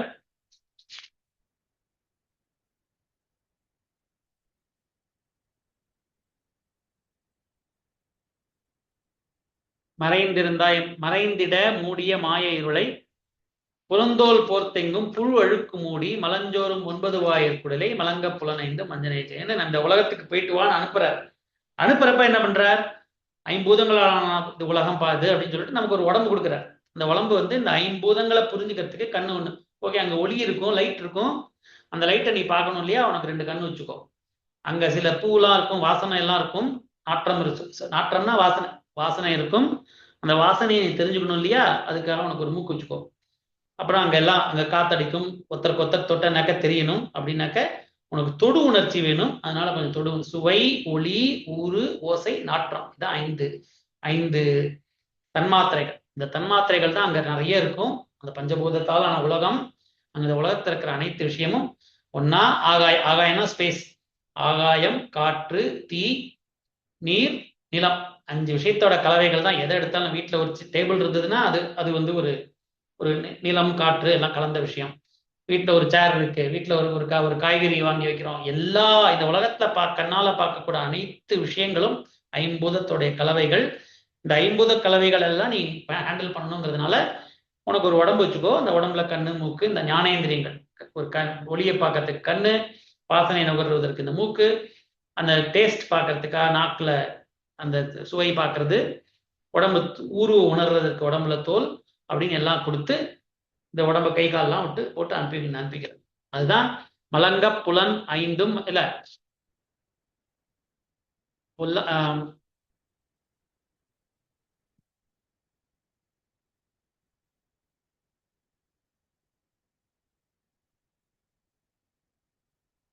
புறம் அறம்பாவம் மறைந்திட மூடிய மாயிருளை அறம்பாவம் என்னும் மரங்கயிற்றா கட்டி புறம் தோல் போர்த்து, இந்த வெறும் இந்த உடம்ப கொடுத்து உள்ள எலும்பு, தோல் இதெல்லாம் வச்சு புறம் தோல் போர்த்தி உடம்புல ஒரு துணியை கட்டி விட்ட மாதிரி நமக்கு ஒரு தோலை போட்டு எங்கும் புழு அழுக்கு மூடி, அந்த உள்ள இருக்கக்கூடிய புழு அழுக்கெல்லாம் அப்படி மூடி விட்டுட்டு மலஞ்சோறும், மலம் சோறுன்னு தனி பிரிச்சு படிக்கக்கூடாது. இது மலம் இல்ல, மலம் சோறு கிடையாது. மலஞ்சோறும் அப்படின்னாக்க ஒழுகக்கூடிய, அங்கங்க நீர் ஒழுகக்கூடியன்னு அர்த்தம்.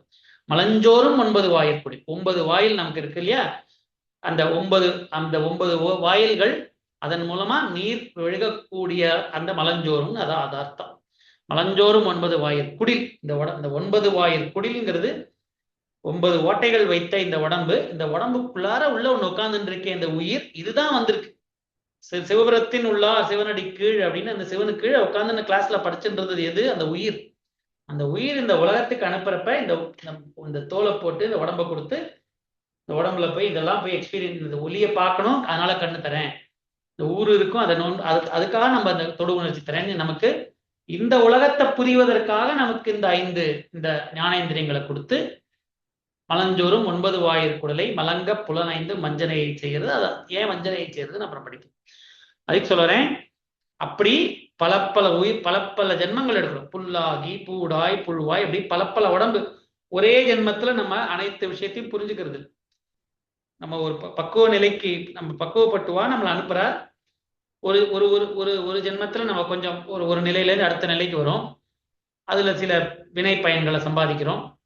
அடுத்த திரும்ப ஜென்மத்துக்கு அனுப்புறார். திரும்ப முதல் போன ஜென்மத்துல வந்து புல்லா இருக்கும், அடுத்த ஜென்மத்துல கழுதியா பிறக்கிறோம், அடுத்த ஜென்மத்துல நாயா பிறக்கிறோம். அப்படியே மாறி மாறி பிறந்து இறந்து அப்படியே பண்ணி அதன் மூலமா அந்த உயிரானது கொஞ்சம் கொஞ்சமா பக்குவப்பட்டு, அதுதான் சொல்றார், புல்லாகி பூடாய் புழுவாய் மரமாகி பல்விருகமாய் பறவையாய் பாம்பாகி கல்லாய் மனிதராய் பேயாய் கணங்களாய் வல்லசுரராகி முனிவராய் தேவராய், இப்படி செல்லான் என்ற தாவர ஜங்கமத்துள்.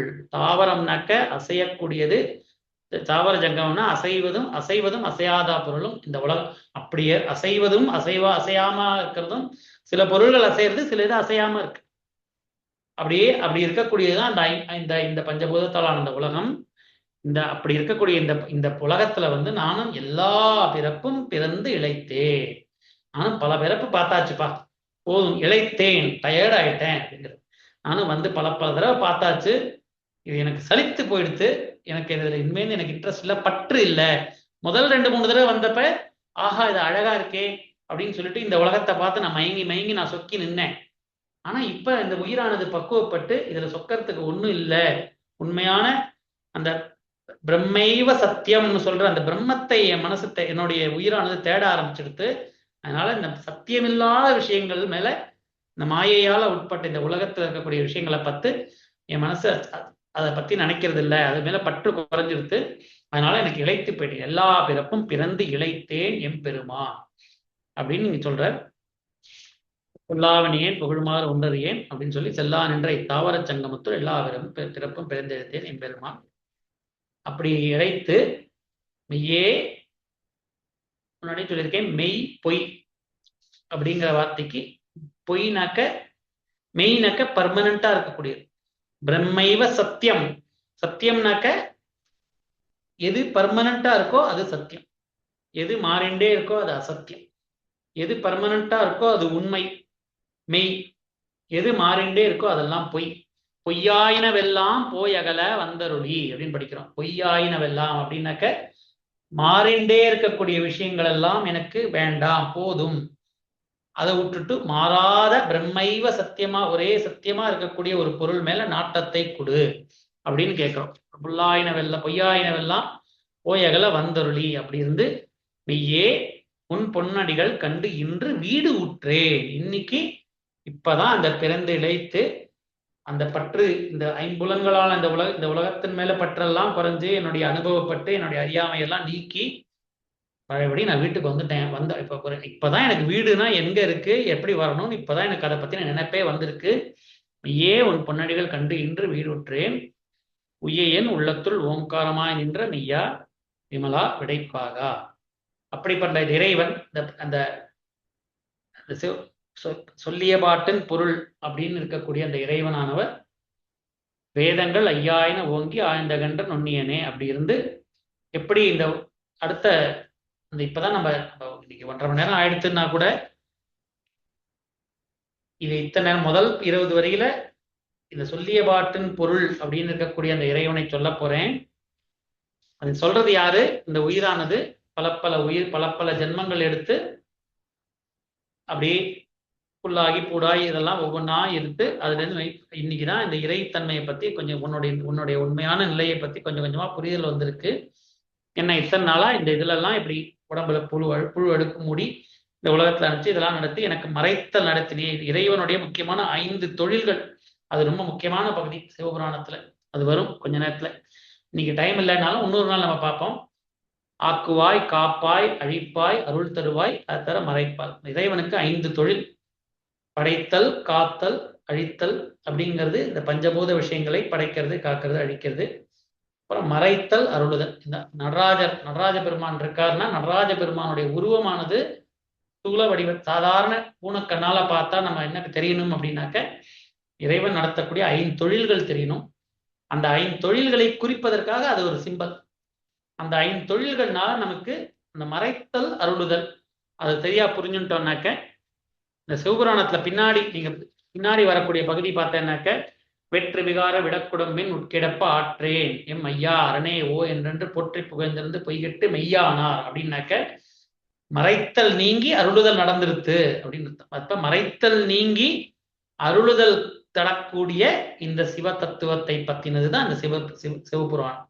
சிவபுராணம் அப்படிங்கிறது நமக்கு இந்த உலக வாழ்க்கையில நமக்கு நடந்துட்டு இருக்கக்கூடிய இந்த மறைத்தல் நடந்துட்டு இருக்கு இல்லையா, அந்த மறைத்தலை குறைத்து அருளுதல், அந்த இறைவனுடைய அருள் நிலை நமக்கு நமக்கு மேல் அது மறைத்தல் குறைந்து அருளுதல் ஏற்படுத்தக்கூடியதுக்கான ஒரு இந்த செல்வர் சிவபுரத்தின் உள்ளார் சிவபுரத்துடைய மகிமை என்ன?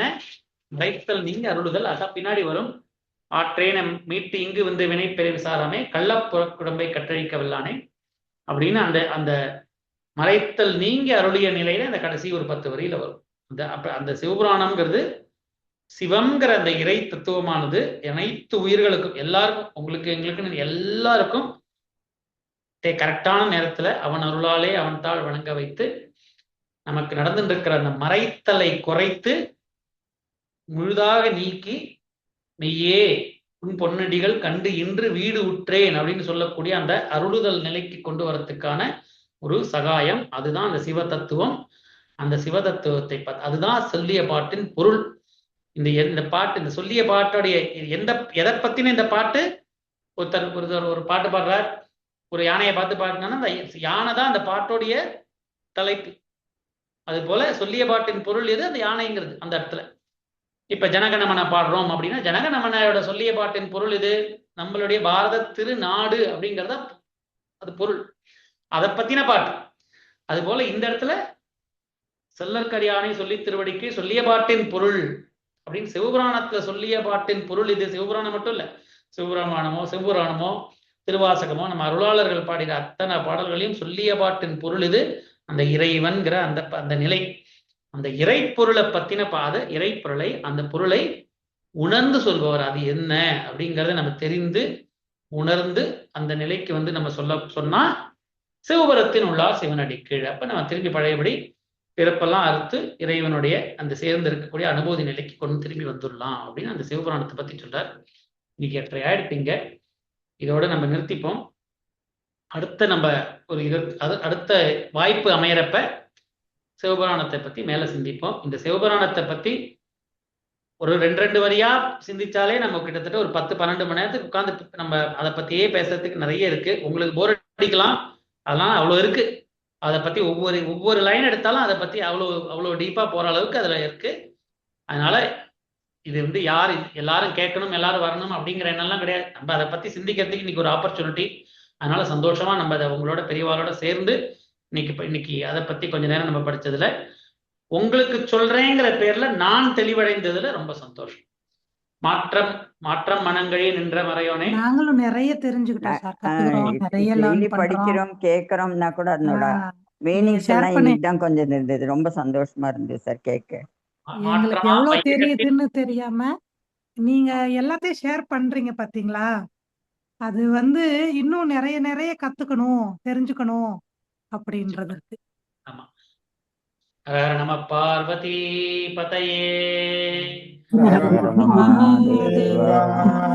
நாடுடைய சிவனே போற்றி.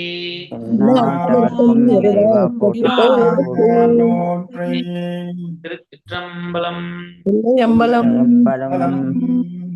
Thank you sir. நமஸ்காரம் சார். நாளைக்கு Thank you, sir. Thank you, sir.